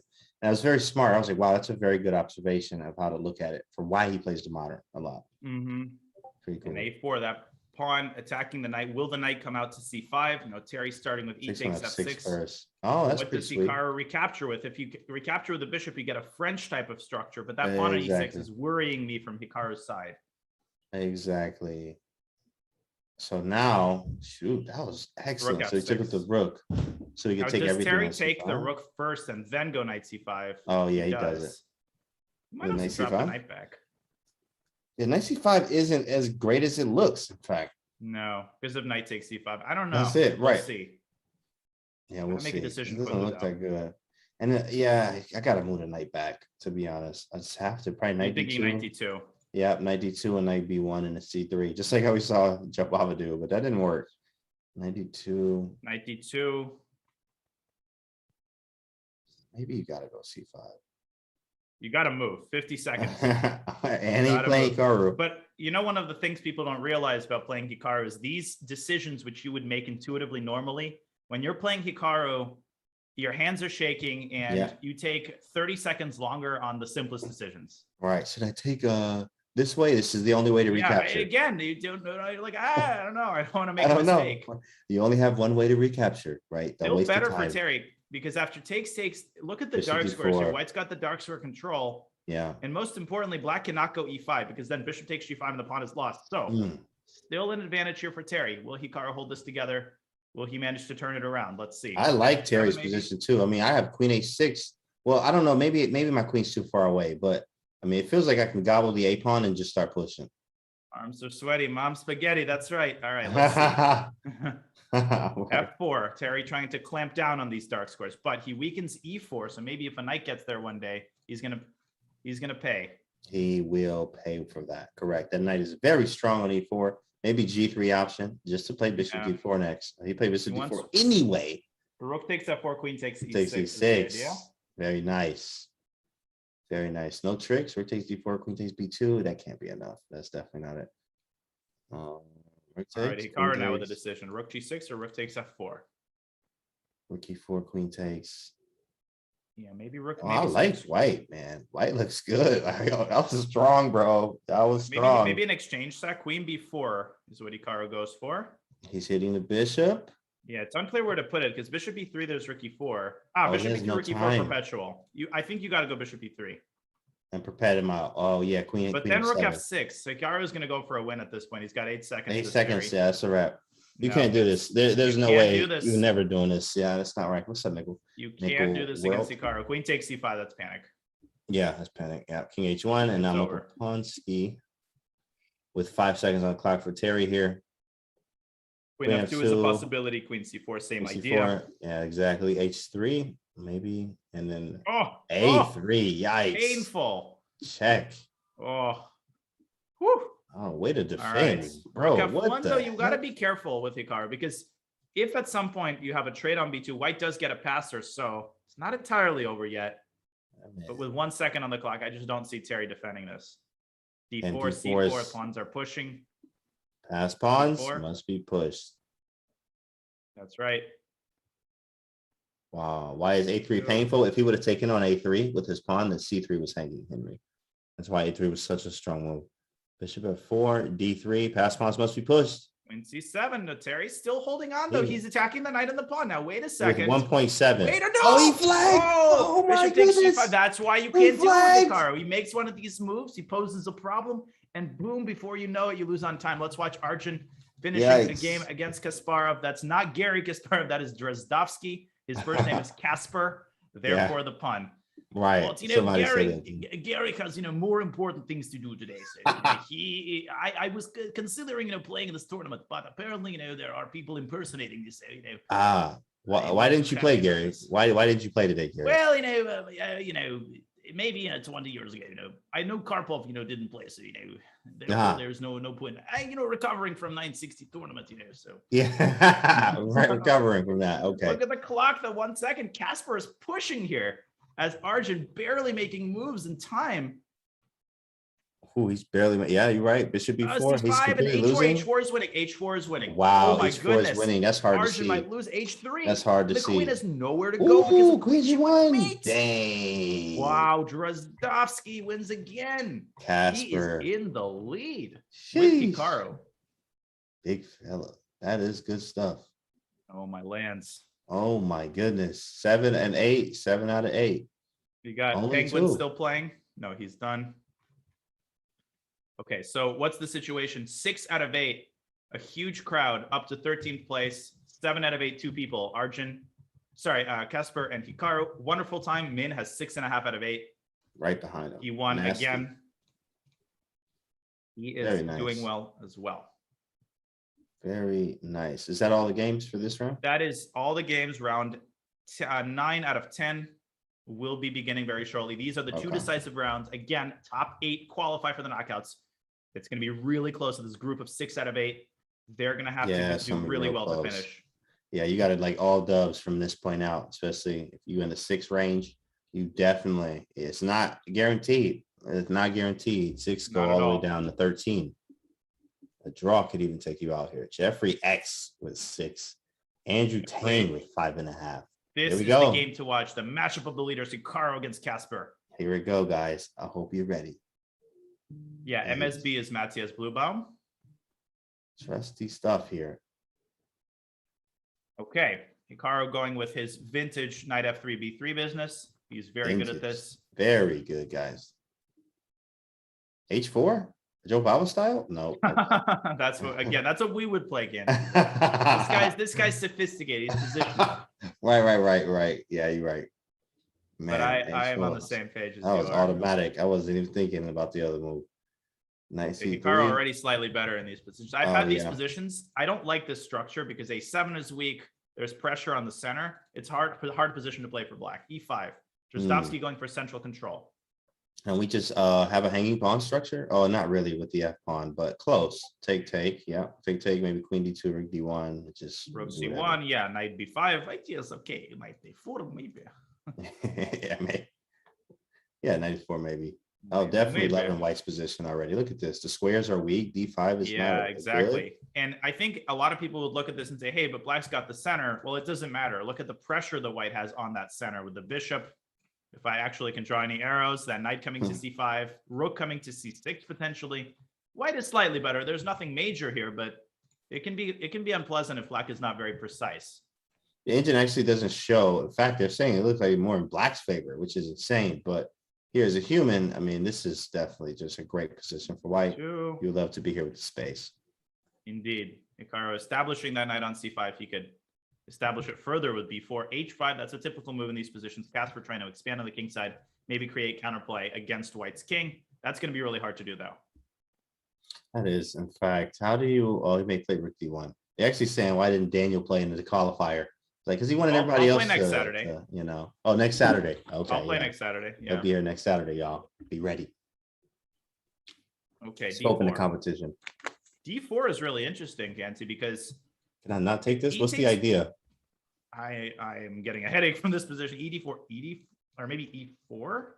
Really? E4? I don't know. H3? No, I don't believe it. Well, Hikaru doesn't believe it either. Let's see what Casper has in mind. Maybe, no, rook D8, there's knight B7. That can't be right. Yeah, something's wrong there, big fella. Engine thinks it's all right. That's crazy. Engine thinks it's fine. There's some move here. Maybe it's just E takes D4, but after bishop takes D4, maybe then rook A8. Or knight G4. Knight G4 here.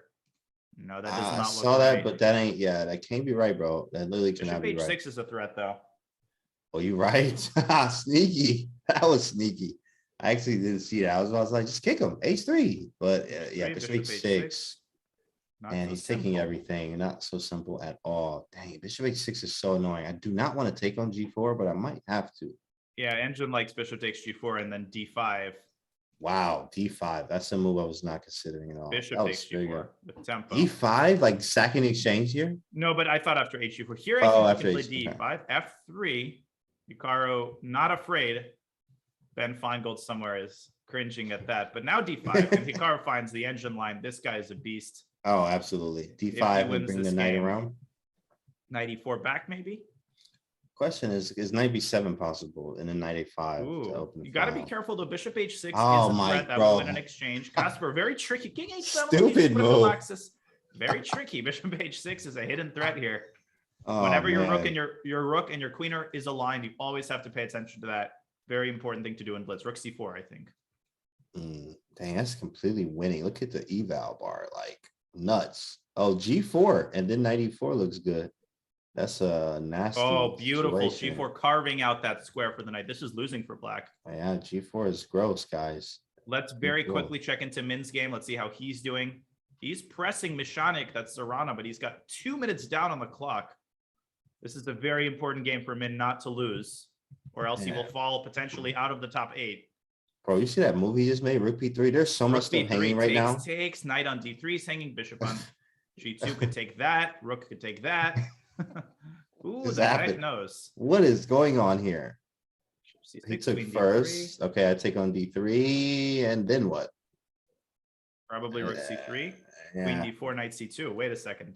Queen B1, maybe. Queen B1. I was just saying queen B1. Yeah, I was trying to. But then bishop takes knight, and then there's queen B7. Oh, this is ridiculous. That was me making a move. Yeah, that's too much. He is just a monster in these events. Oh, but his time is definitely an issue. But wow, look at that. Tactics win games, folks. So what about rook C1 then? Pet. Well, then back to D3. You got to draw. Yeah, pet. Bishop A5. Which I don't think Serrana is going to go for. Can't move the bishop.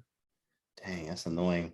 Hikaru, by the way, is, that's it. The game is over, so we can switch fully here to Min's game, which is very, very decisive. Let's see what happens.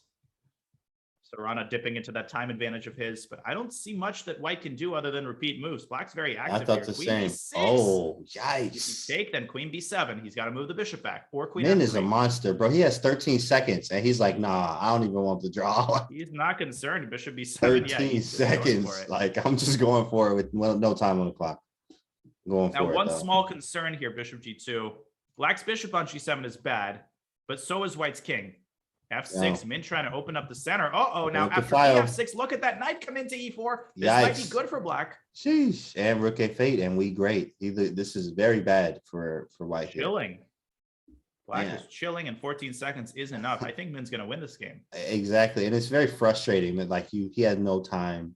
Yep. Like that's one of the most frustrating things in Blitz is like when your opponent's got 2 seconds, but he outplays you. Yeah, and with increment here, guys. Oh man, that's even worse. What do I have to do? I mean, if you don't take like either, like, what do you do here? Well, then I take. Black takes, right? What do I do, bro? What do I do? You got to play EF6 and drop the king back to G1. But now knight E4 and Black is just winning. Nothing you can do about this. Queen C2 probably. Knight takes bishop D4. Yeah, and White's then king is busted here. Oh my goodness, I can't even play King H1. Jeez. Man, beating Serrana, so impressive here. And Min will have a very important final game. Man. Which he's going to have to try to at least draw. Min for the win. Min's going to play Jeffrey probably. So there's 8 out of 9, only Hikaru. Because Casper and Jeffrey have 7 out of 9. So my guess is that Min actually might play Casper, which is a pretty good pairing for him. Oh, that would be a good pairing. Yeah, correct. That would be very good for him. And right. That would be that could put him, I mean, probably easily top 3 or 4. Yeah, even a draw will get Min into the top 8, but he's going to be going for a win. Rook B2 is over. Rook B2 GG. GG. Oh, nice C2. I mean, no, that's the last even try. Just take it. It's over. Yeah. Bishop back to D4. Okay. Yikes. Queen to D3. Bishop E3, Queen C4. Still playing on. No, that's our signs. Queen C5, C3. C3, Queen C3. He playing this out. It's over. That's a wrap. Wow, Min for the win. Look at the difference in ratings. Round. Incredible. Okay, Arjun is still playing. Oh, Arjun might go up to 7. This is in beautiful. fact, he is. He's winning. Oh, yeah, just get the king to G6, right?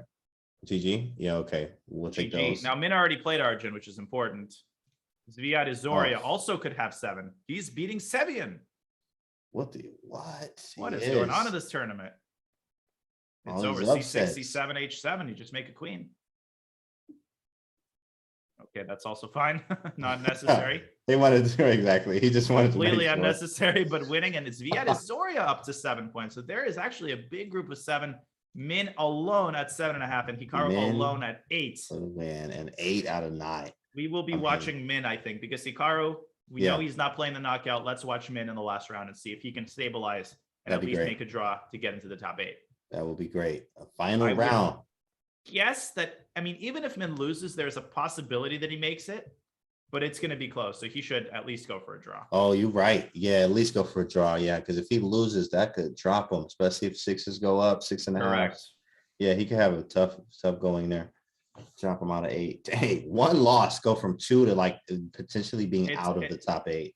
These tournaments are brutal like that. You know, you do well the entire tournament and then you lose 1 game, and there's such a big group of people, you know, waiting to surpass you that it's hard.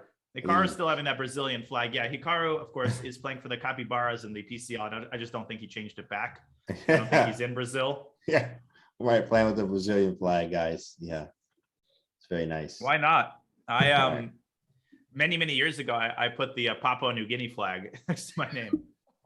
Like, wow, you're from there? Yeah, you know. I mean, Right. I grew up here when I was young. First Grandmaster. You know, I was actually really. Oh, just one moment.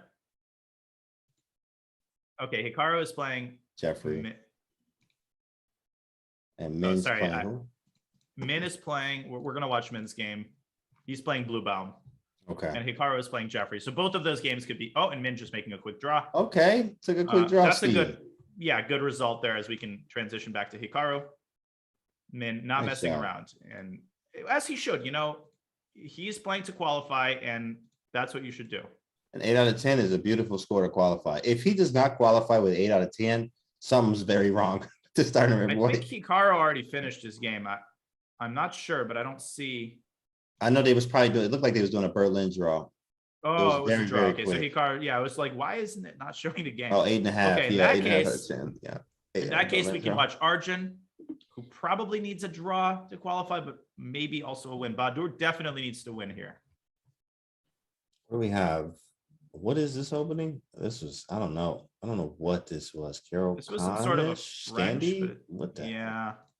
It was a French. It was French. It was one of those exchanges on E4. Okay. C5. Okay, so nice position here for white, but maybe 95, maybe castles, maybe. Oh, yeah, I would go 95. Yeah, I would go 95 because if black goes bishop d6, then you forfeit the opportunity to go 95. There it is. Yeah, you're right. 95 looks good. So how do you counter this? Rook to d8, casting queenside. Yep. There it is. Queenside it is. And do we castle or do we play f4? I've seen f4 from Roman Gingiashvili's material before, but there's queen e3 actually after takes. Maybe castles, yeah. Castles. Okay. Bishop d6, f4. Yeah, f4 to secure the knight on e5.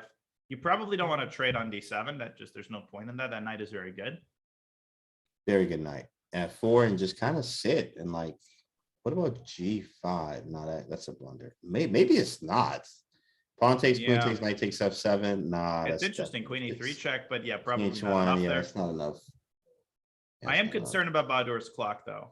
And by the way, we had a lot of quick draws. So Zviad and Matthias and Casper all drawing. And so we've got tiebreakers, I think, are going to determine who among the people with 7.5 are going to advance. Oh, that's right. And that could be rough. Hopefully tie breaks are in your favor. Mm-hmm. Knight Knight C4, I don't like C4. that move at all. Yeah, the bishop just looks great on C7. I think Badur is kind of panicking here. Look at the clock situation. 2 minutes extra for Arjun. Takes on C5, bishop C6, not automatic. Bishop C6. Yeah, I don't. Yeah, bishop see C6 asking to be played. anything Maybe bishop after that. Bishop B5, maybe trying to Put pressure on him. Nah, I don't know. Yeah, just step out the way. Go queen e2 takes. Yeah. Yeah, that's kind of scary though. Still kind of scary. The bishops, I know, Henry, right? Look at the bishops. They swipe the board, especially when bishop C6 happens. Boom, boom. Maybe a double bishop sacrifice. Canty style. Yeah, that's right. Yeah, there it is. Bishop C6. Sack first, think later. Thanks, Cal. Exactly. Well, we're joking, but maybe sacks no, are but actually for going to real. happen here. And there's Not a rook joking. b5 in there too somehow. Oh, yes. Wait a minute. Queen g5, bishop e4 maybe. But then queen f4 wins the bishop because it creates a double attack. Oh, yeah, that's crazy. Queen f4, that's odd, but that wins on the spot. Odd. Our type of attack. Yeah, this is it, guys. All right, this is bad for Badur. 30 seconds and counting. And how do you defend? C5 is Badur. So it's hard to believe this was a French. Like, man, Black had just so much play here. Have you ever seen a French this good? No, if this was the French, I would always play the French. Call up Danny. Right, push him. H5, call up Danny. Scientists have discovered the French is actually good. A4, G5, that might be too much. I just need to get one more piece in the game. Now I can probably play with H5 or something. Oh, nice move. I like it. Joe Baba really swinging back. Queen e5. Knight f1. Bahadur holding on for dear life here, threatening. He really is. Wow, that was a good move. That's good. And then you just get to trade. French players love this. G3. But this is such a bad endgame because that pawn on h3 is holding down white's king. You can't get out. Oh, yeah. And any f4 action is hit with bishop b6. Dang. King can't move. Still rook d1. Maybe he'll hold this, but a draw is more satisfactory, obviously, for Arjun, who's got a point above. And he's got pretty good tie breaks as Arjun, so it's going to get really close. Casper has the best tie break so far. He's in. Bluebaum is probably in. Jeffrey, Zoria. Right now, we've got 6 spots essentially taken up. We need 2 more. Takes. King also, up. Valery Sviridov is playing as well with Surinat, and Sviridov is about to win this game. Ooh, man. So Valery Sviridov is going to be another 7.5. Jeez. And Misha Nick, yeah, beating out Misha. Goodbye, Queen. Look at this position. Queen in the center of the board is trapped. It's trapped. Yikes, man. And I know, I mean, we watched you play him. I saw you play him the other day, and you came up definitely. But man, you had to fight. You was fighting. That guy is strong. It's very over. Strong here. Sviridov is probably in. Let's watch as Arjun tries to win this position. If he wins, he gets onto 8, and he qualifies for sure. That brings him down, and that would be Min Lee. Min Lee should qualify still. Somehow Bahadur's gotten out of this. Wow, he did. I thought he was just completely lost with no time, and now it's not. King up to e3. In fact, White could start thinking about playing for a win here with these pawns. I was just thinking that b4, bro, like b4 for the king in the center. White actually pushing for slightly more now. King e3.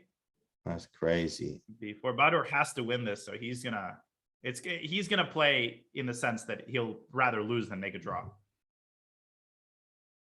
But it's gonna be hard to win this rook d6 check. And he got 9 seconds too as well. Definitely has to be. No, it's not winnable. And all right, Henry, you funny, Henry. What's up, Justin? Chilling in Hawaii with my shirt. Yes, thank you very much.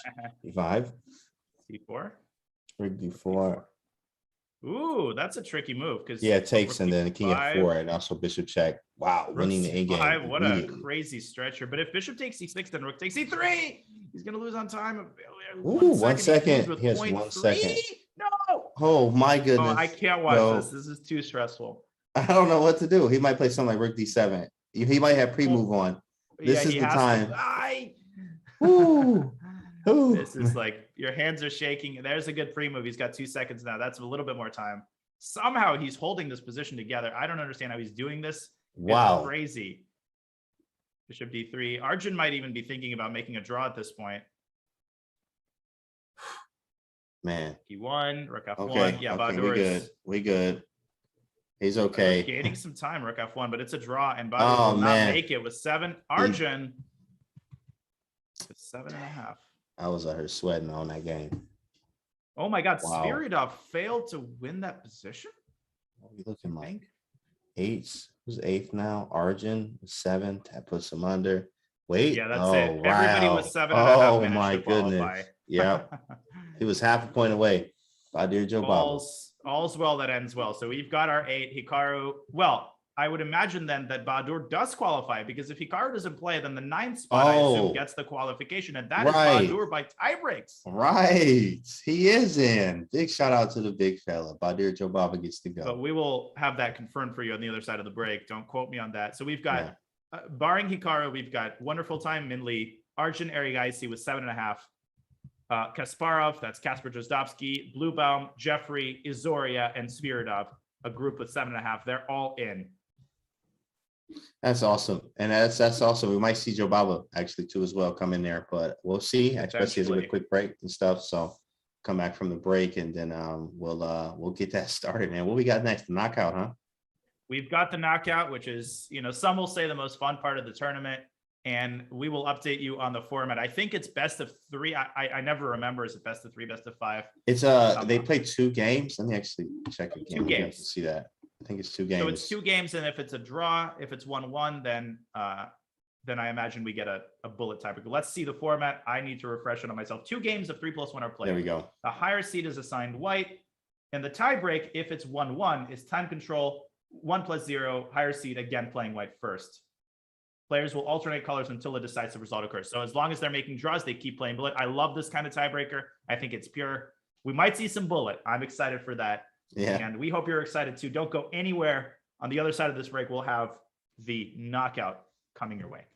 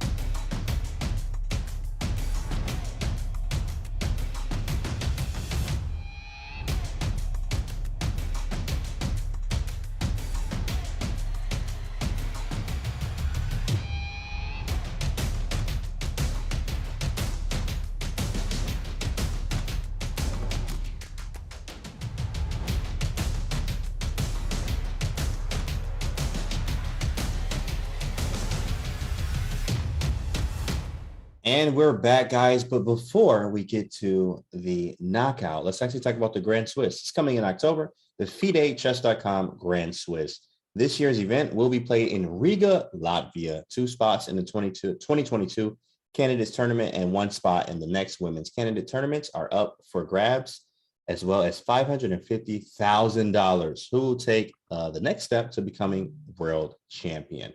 All right, guys, now we're moving into the knockouts. So what is that format looking like, Danya? So essentially, we're going to have 4 matchups. There's 8 players. All of them are going to play 2 games. Time control is the same as the main tournament, 3+1. The higher seed gets white in the first game. If that mini matchup ends with a score of 1-1, either 2 draws or one side winning each game, each side winning 1 game, then there will be a tiebreak, which will be a bullet tiebreak, 1+0, no increment. And they will keep playing that until one side wins. So it's a complete sudden death. The moment that one side wins one of the bullet games, they will be the winner and they will advance. And super exciting stuff going on. We're going to probably watch Min because all of the games will be going at the same time. We're going to try to focus on different matches, but I think Min against Jababa, that's a crowd favorite. So we're going to start with that. Absolutely. Min and Jobava, guys. I mean, his games are going down. It's 8 players, and only one person's walking away today. So we're going to see what happens. Well, and the funny thing is they just played a 2-hour arena, survived Hikaru and all these players. And now is the knockout stage, and the games have just begun. And we are going to start with a Min game. Min playing his vintage London system. Queen B3 already with Queen C8, 95, looking good. He's got a great position already, taking that bishop, the 2 bishop advantage. This is not looking good for Mr. Jababa in the early going. 2 bishops and a pretty big advantage here for white. There's only 2 games as well. Yeah, it's only 2 games, so you lose one, you got to win the other, which is going to create some very interesting situations as players will have to win some games with black. But what about C takes D5 and Knight B5? Is that anything, or is that just crazy? C takes D5, Knight B5. Yeah, you're right, actually. That's actually what you do with the black side of this, in fact. Usually, if you can play Queen B6 and then have C5, well, this is like after Bishop F4, Knight F6, playing C5 and Queen B6, and then eventually having the same setup, just in reverse. There it is. He does it, Knight B5. And the problem here is that if Bishop B7, then there will be Knight D6, and you have to give up that bishop, and you don't want to get a position like this, 2 bishops against 2 knights when you're this passive. So Badur trying to defend that square with a different piece. He goes Knight E4.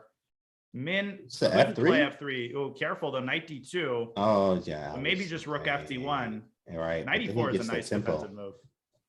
Yeah, 94 is really strong. Yeah, and if Rook D1, maybe A6. Get him out of there. Bishop D3. Now, if Knight D2, I think he wants Bishop takes maybe Queen C2 simply.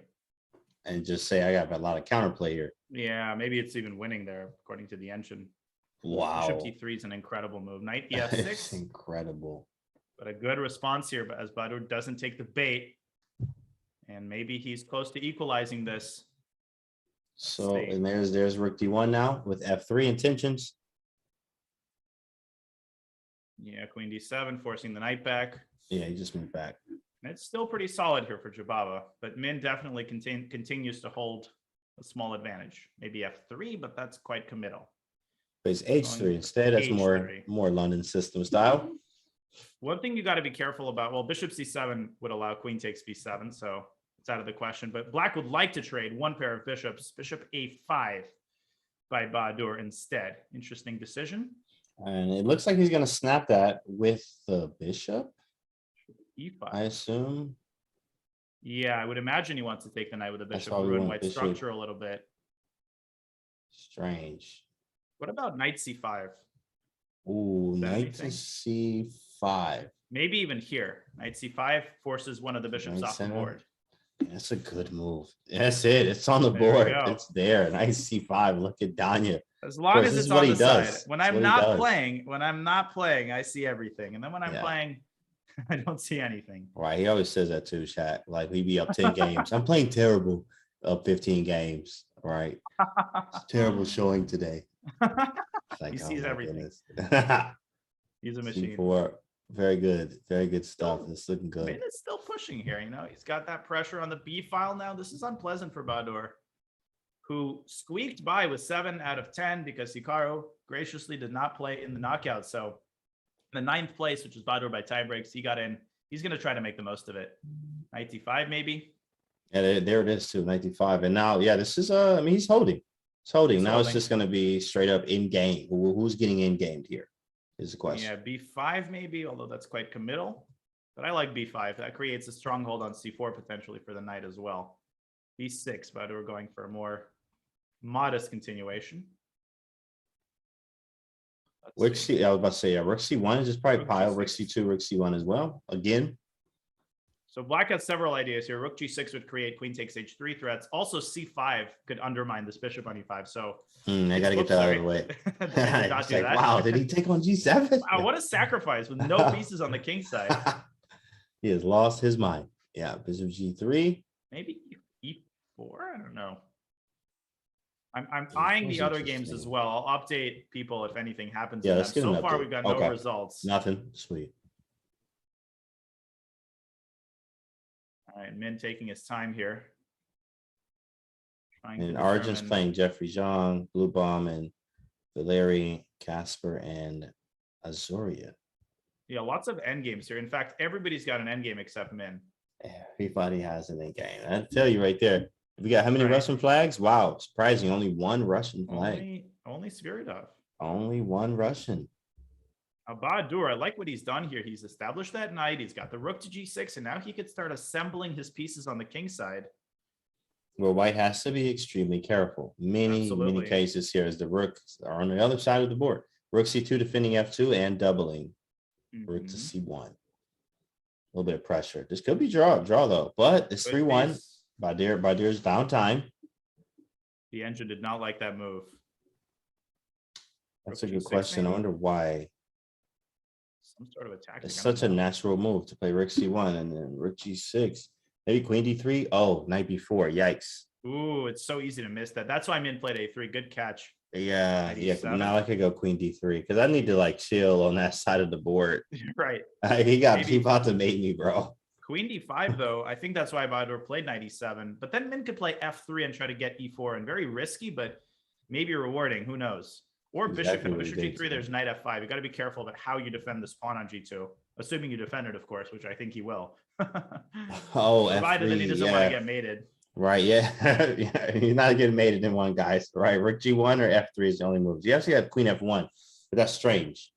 Extremely strange here. Yeah, Izoria and Drozdowski, I don't think they drew their first game. I think that might be a glitch. And Min giving up that pawn, going to an end game, still very drawish. But now Bahadur's the one pushing. I don't have anything here. Anything at all. Yeah. I have nothing. And Min is down on time. Not for long. We've got some crazy end games in the other games too, but let's stick to this one. Jeffrey might lose to Arjun in the first game, by the way, or he might win. It's crazy. He's gonna lose or he's gonna win. So it's Very not gonna be a draw. very quickly go to the Arjun game. This is a crazy end game. Anything could happen.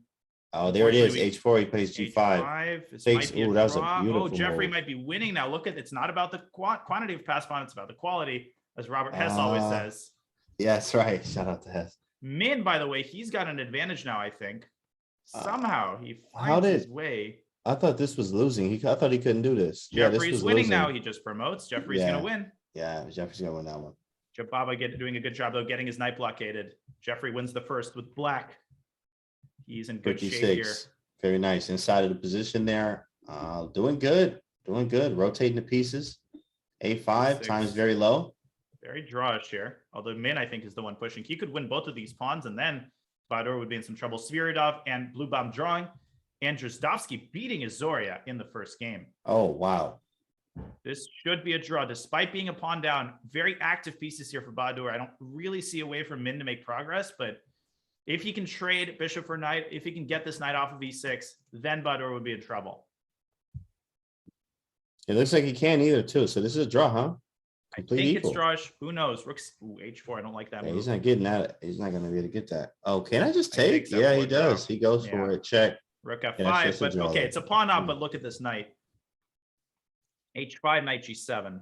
Rook H5, knight G7. H5, anyway, knight maybe. G7. And knight He F5. did Oh, play wait a it second. too. Oh, bishop G5. He blunders an intermediate. Oh my goodness. Bishop Oh, rook G5. F6. It's And Min's over. gonna Rook win. f6, Min for the Wow. win. That Badur hurts. collapsing in time pressure there. That's Oh just what my happens. goodness. My lands.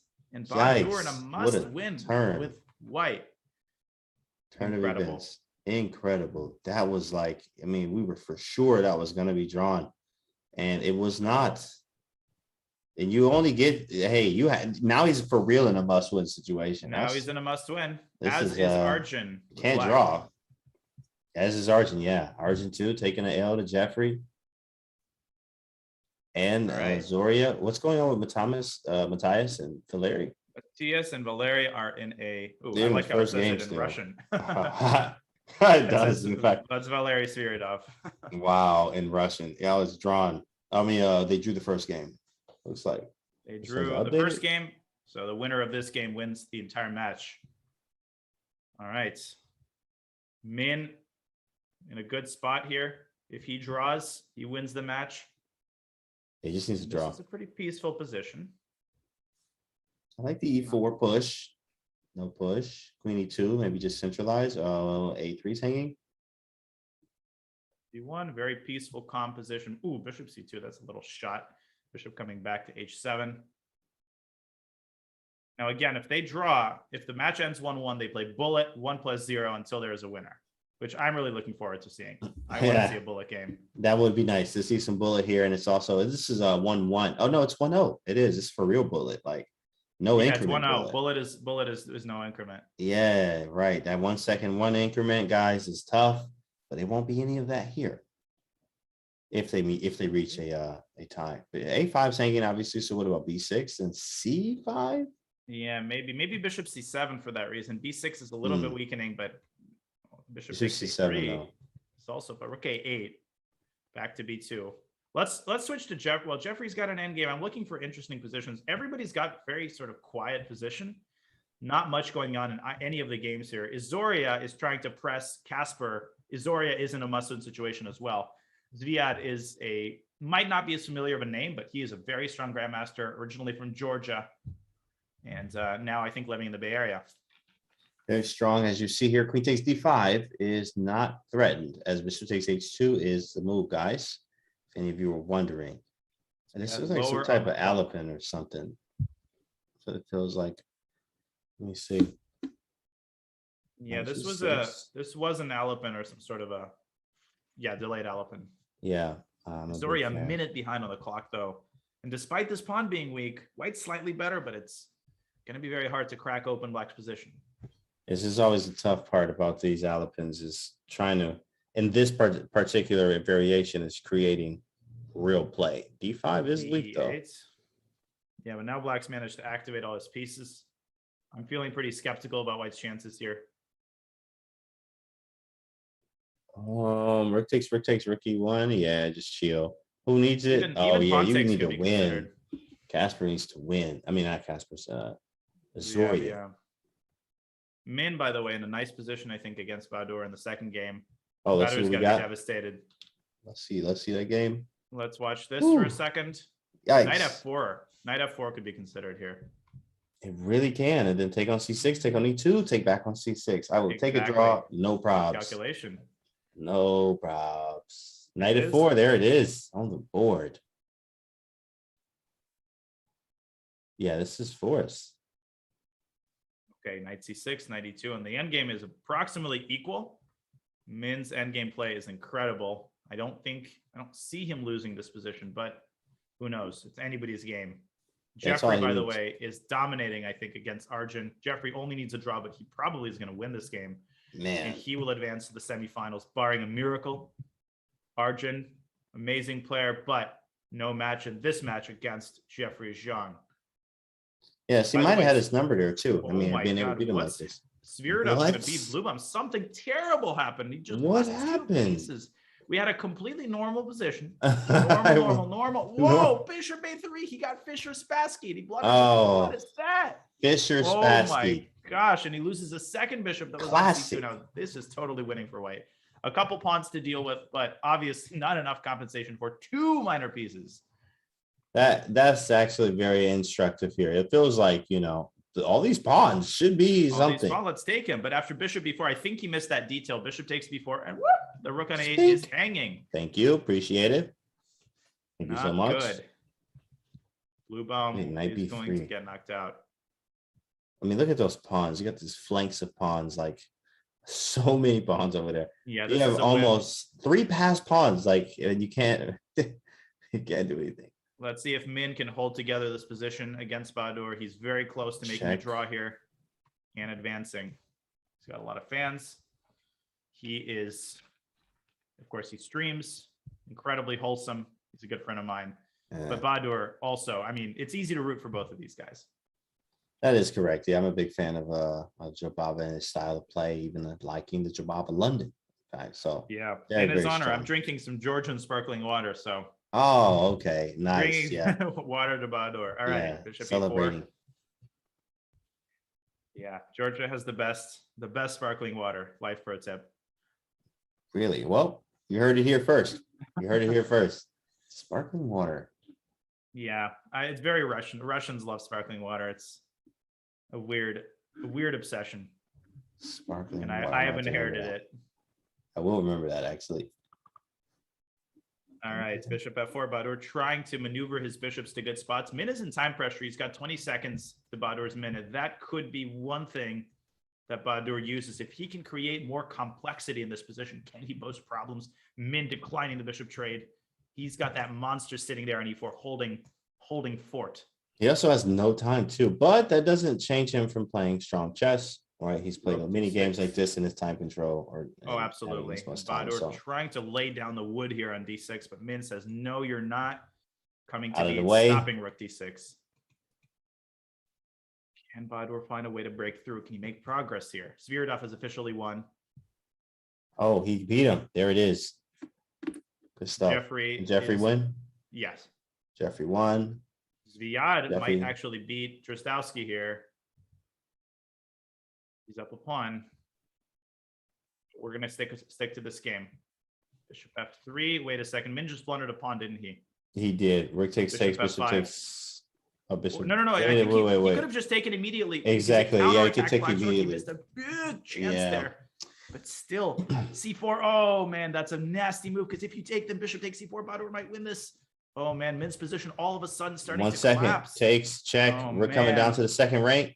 Bishop 7th C3, rank. also a rook D7. You're absolutely Ooh, right. Yikes. Something in that order. Yeah, bishop C3.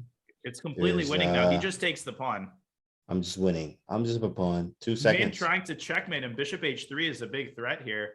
I would put a bishop on C5 to That's stop literally everything. Almost mate. You would walk him right into mate. Oh my goodness. G2, same idea. Min trying to create counterplay, but whoa. Oh, that was a check. Sorry. I would Yeah. see that. Yeah. I was like, Yeah, what check is he up. doing? Bishop F4, not over yet. Bishop 3. No, Oh, that's it. Bishop Min just H5. collapsing Yeah. here. That ain't gonna do it, folks. And unfortunate, Min's going to be kicking himself, but he needs to get it together because we've got a 1+0 tiebreaker. I can't wait. Min is the better polo player, Canty. More experience, but Jabava, a force to be reckoned with in his own right. Absolutely, especially with this kind of position here. Did he miss Rook D8? Yeah, there were some faster wins, but let's see. Can he finish this game? Whoa, Rook he make it F7 and Rook takes interesting. F4. Rook Oh, F4 and is Bishop over. D2. Oh, he missed it again. Bishop Maybe E6. matey. Mate. Ooh, Beautiful mate. Sheesh. He could have also Idiot. mated with a pawn, by the way. H3 was also mate. Ace And three, all yeah. of the games are over. We have Izoria defeating Casper, taking that one into a. Oh wait, no, Izoria lost. Sorry, he lost on time. Oh, he Oh, he lost. blundered a rook. Oh no. Mm. Yeah, but okay. So Casper No wins. time. Jeffrey wins. We have only one tiebreaker, and that is Min against Exotic Princess Badur Jababa. Buckle your seatbelts.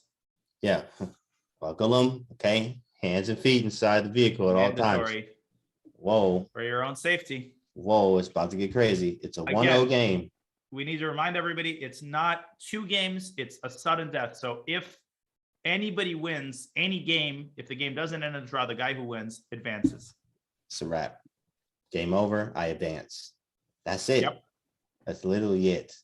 And I think Min will get the white pieces because he's the higher seed. 1+0. Yes, it will be bullet, no increment. By the way, Should start any moment here. no increment. Tie breaks. Yeah, that's it, guys. You can use command tie break. That's right. Diane Canty Dream Team. Let's go. You already know. Let's go. Let's We're go. waiting for the game to start. And I can't wait. Let's go. Yeah, we gotta see this. We have to see this. Is Daniel Naroditsky qualified already? Next week. Yeah, guys. next week. Well, I'll try. It's not easy. Next week. Bullet incoming. Here we go, guys. Bullet incoming. We are getting the notice. The game is about to start. Let's go. If they draw, then they play another. I think they play another. Oh, look at the rating difference. Look at the rating difference. Yikes. Dang. Min is taking too long. These first moves took 6 seconds. Knight d3, queen b3. Shoot, man. My bullet rating around Joe Bava's. That's I'm like, yo, let's go. Okay, but this Badur is is better than this. He's definitely Yeah. He's definitely better than 2696. But yeah. Min, without a doubt, is the better bullet player. Bishop b4, Badur, very solid so far, 94. Ooh, quick. He's so quick. Quick, yeah, no, they're both playing fast. They both know the stakes are high. A3, back to d6, 95. Min pressing a little bit. Again, one of those types of positions that occurred in F3. game 1. F3, back and forth they go. This might be some sort of a repetition. Closing down the center is Min. I love that move because now b4, b5 is coming. And there it is too. Badur And going b5. striking back in the center. Dang. Accurate. E3, Quick. knight g5. Ooh, I don't like that. There's something e4 maybe. Okay, Min doesn't see it. Oh, Badur E4. sidestepping Yeah, we e4 missed was a that big chance there. Missed that one. Yeah, takes. 30 seconds for both of them. He's keeping up. Good job. Good speed for Joe Bava here. B7, Keeping up but pace. now slipping a little bit on the clock here. Queen e6, rook b6 is coming in. I don't see this working for Badur. He's got to go a little bit faster here. Knight g6 down to 20 seconds. Queen d1 coming to h5. Wow. King h6 stopping it. Badur gutsy decision, but Min striking at both sides of the board. Queen g4. Oh Snap, my snap. goodness! And now it's a bad endgame for Black. I think Min's going to win this. Bishop F3. d6, Bishop d6. interception. Yeah, that's a wrap. G3. King Knight g2. d5. Its game is almost over. King g2 is not really needed. Rook d2 and king g2. But Badur, look at his speed here. He's catching up a little bit on the clock, but no, bishop He d7. really is, though. And now that bishop might get trapped. But rook f3, threatening checkmate on f6. Oh, and he rook got h6, him. rook h8. He got him. Mate him. Mate. Wow. Mate amazing stuff. everywhere. Yikes. Min with the mate and the advance. And That's it. is through to the semis. What nerves of steel by Min Lee. And he's in with Casper, Jeffrey, and Valery Sviridov. They're going to be playing the semifinal. There's only room for one to win the tournament. Don't go anywhere. I think we're going to take a break. That's right. When we come back, we're going to see some awesome semifinals. You're watching the Speed Chess Championship Grand Prix. Don't go anywhere.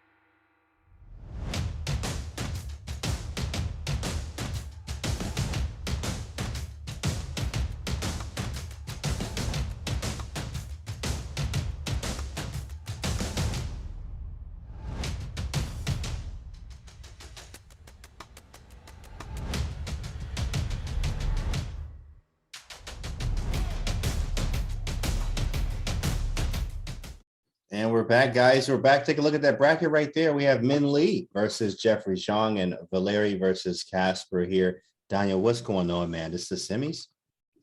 These are the semifinals. This tournament has just flown by. And this matchup, Min against Jeffrey, that is a matchup of two heavy hitters. And Kasper Naroditsky, to me, he's really the story of the tournament. He's the dark horse. He is a very strong international master, make no mistake. But for him to go this far in the tournament is an incredible accomplishment. Now he's up against Valery Sviridov, the highest rated NM in the world. Just kidding. One misconception I want to clear up. The national master title does not exist in Russia. I think that Chess.com marks him as an NM to allow him to play Untitled Tuesday. Formally, he is untitled. That's not going to remain the case for long, but definitely the highest untitled player in the world. He's over 2550 FIDE, which is pretty incredible. The guy is a GM. For all intents and purposes. Insane. Absolutely ridiculous rating there. And of course, he's about to show it here. And Min Lee and Jeffrey Zhang are about to do the same. Casper, too. Like, anyone can do anything here in this matchup. What do you think is going to happen? Well, I'm going to give Min a small edge in terms of the blitz strength, but with that increment, I think it's really equalized. The increment benefits Jeffrey, who is probably the worst bullet player. So Jeffrey, he wants to win this in the main portion. He doesn't want this to go into the bullet tiebreaker. Their Min is definitely the favorite. Let's watch. We have a London system.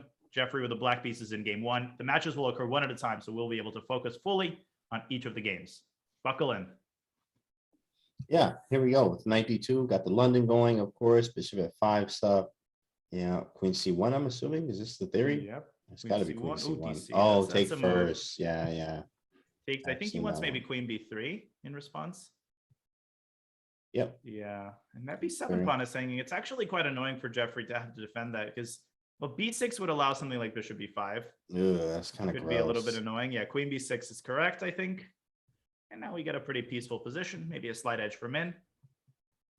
You could take the queen and go something like Bishop C7. That idea exists in many different types. It does. In fact, it does with the London, and they usually go Knight D7 there. Sometimes the bishop can get trapped on C7.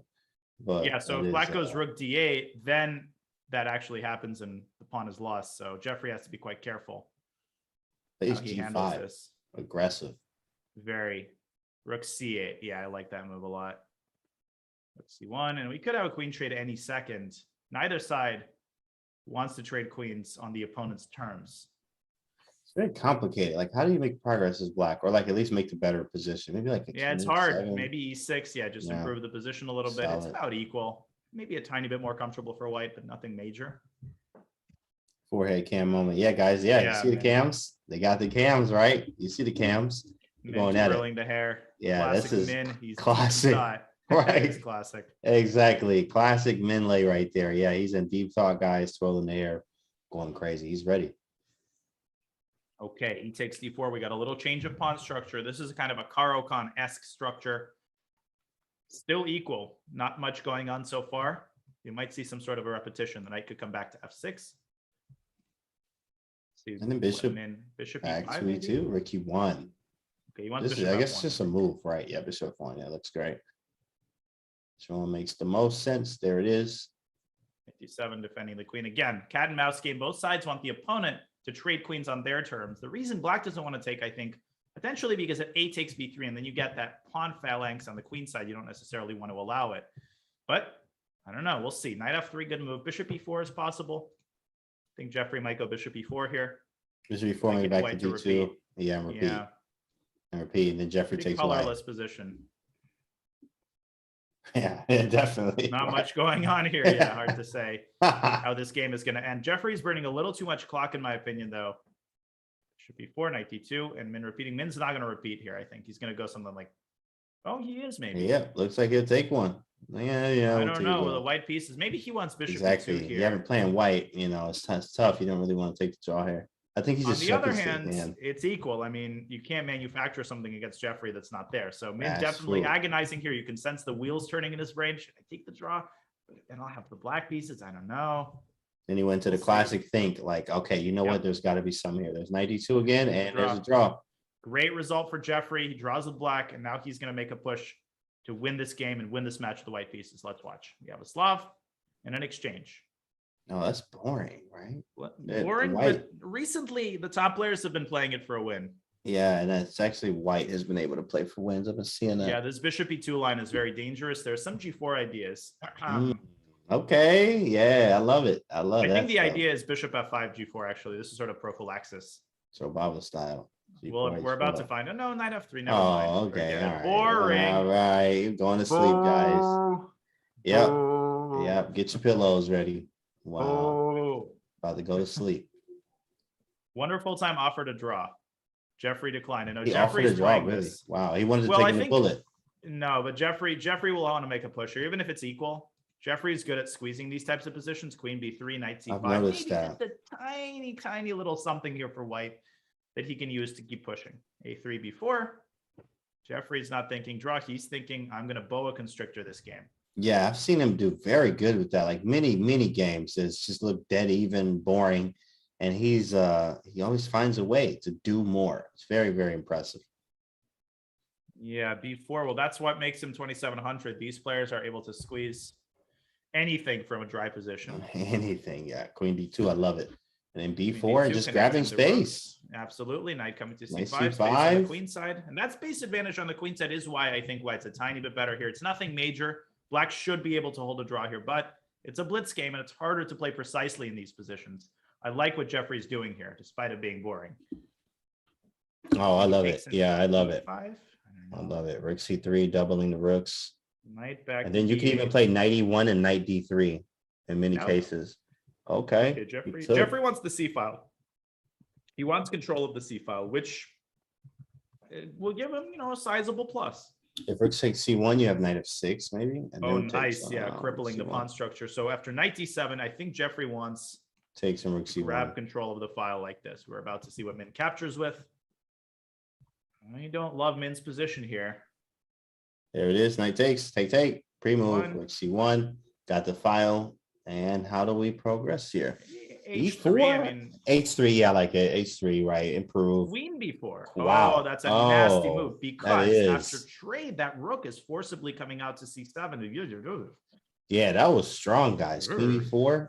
Wow. Getting rid of the piece that controls the 7th rank. Jeffrey just put so much pressure on him. He does this time and time again. That is a class move right there. That you want to know what makes it 2,700, it's queen b4.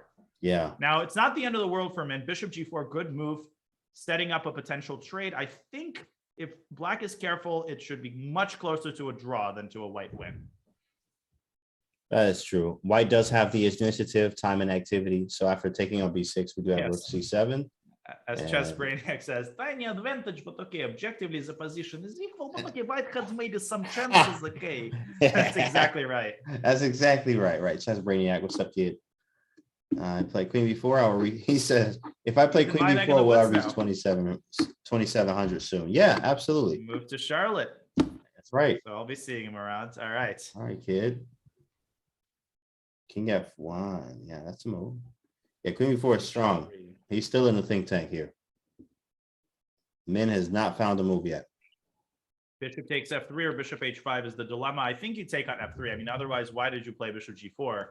If you play bishop h5, you allow g4, queen takes b6, and rook c7, and then the knight comes into e5, which is highly unpleasant. I would take that knight. I don't know. Just to keep the momentum swinging in his favor, or at least momentum swinging. It's not in his favor because we can never get the c file anymore. The white's just pressing for more. Does take on f3. Yeah, f3. What do we do now? Like, what do you even do as black? Can't really move anything. Yeah, how do you stop the idea of the rook coming into c7, creating massive pressure on black's position? Below a minute now is Min.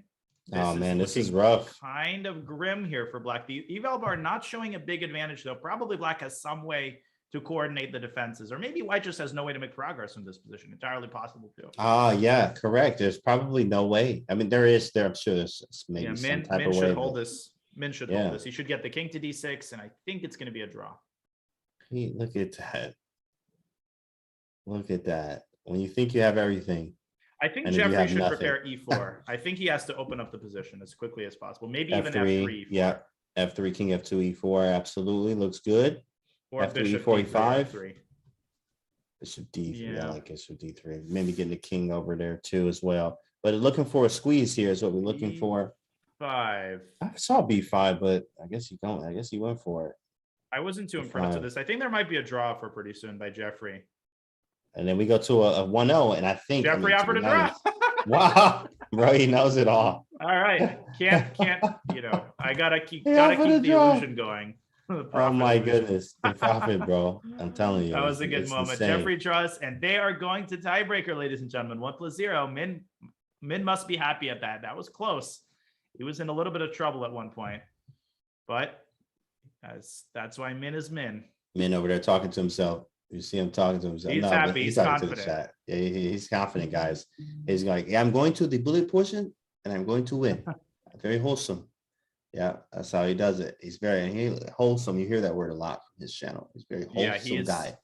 Min is honestly just everybody loves him, and that's for very good reason, because he's incredibly sweet. He lets his moves do the talking. Yeah, and such a gracious player, and again, easy to root for, as is Jeffrey. Exactly, easy to root. Yeah, Jeffrey too. Jeffrey's very calm and collected. I've never seen him actually angry or like mad or anything. Like Jeffrey just has a very good composure for the game. Win, lose, or draw, same facial expression. And he always did. Again, takes 5 seconds on the first move.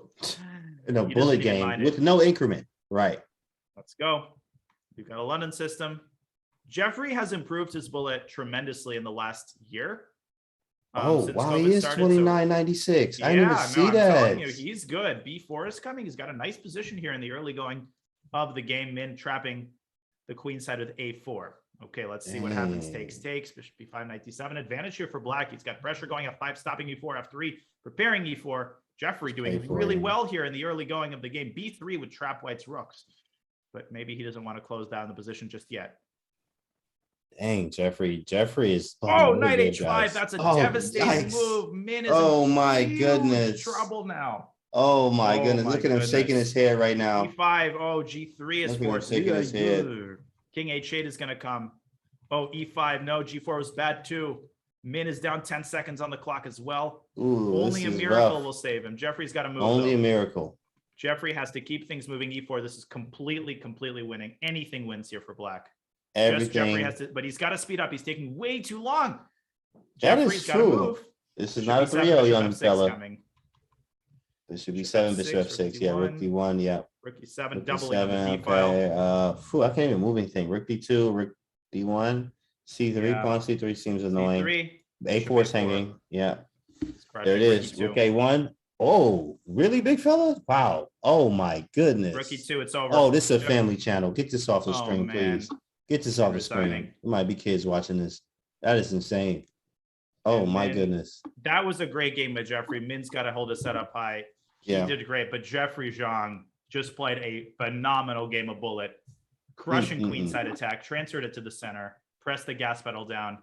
He wins, and we go straight into our other match. Oof, man, that was a nasty 1-0 game. That was a game. Hey, Big Hess in the chat. Can't spell chess without Hess. No, you can't. All right. That means that Jeffrey is in the final, and who he will be playing against is about to be determined.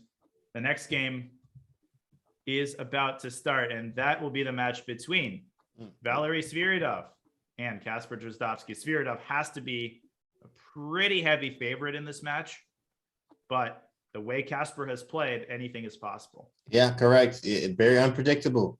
You are not expecting to see Kasper here, which is saying a lot. And now that Kasper's here, you still you cannot put the guy, you can't count him out.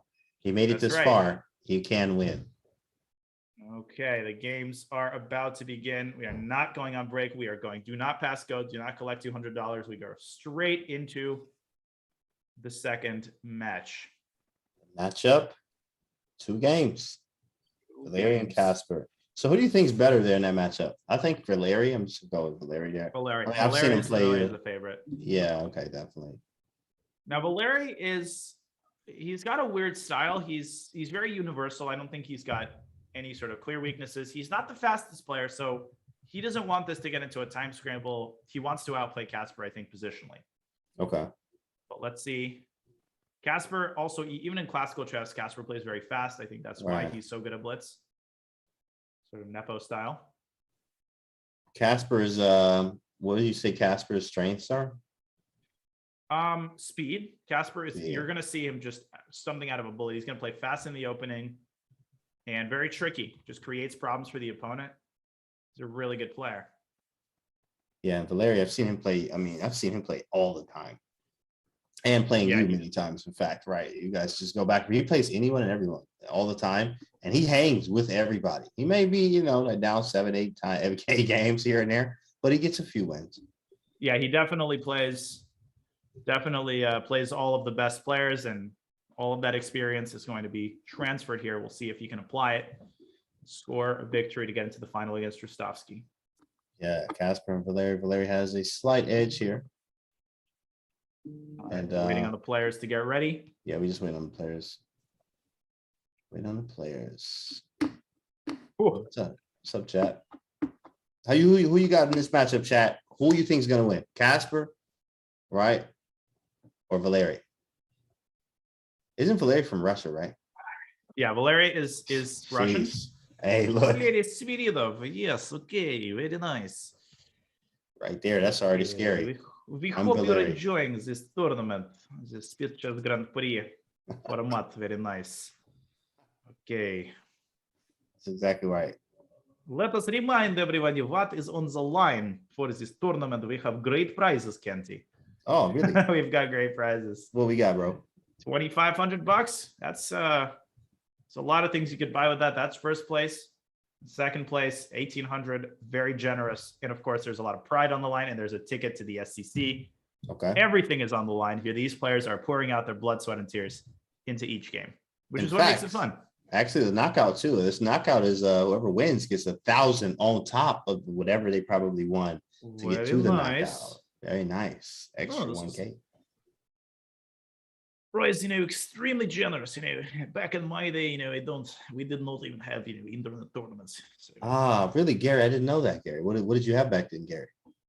We all sort of prepared over the board. We kind of gathered together, and played some over the board tournaments, like the one Michael Dahl won in 1992. Right. But this of course is a completely different level. Okay, that's great, man, bro. That's awesome. Literally sounds just like Gary. Great. Literally sounds just like Gary, right, chat? We got a Sviridov sighting.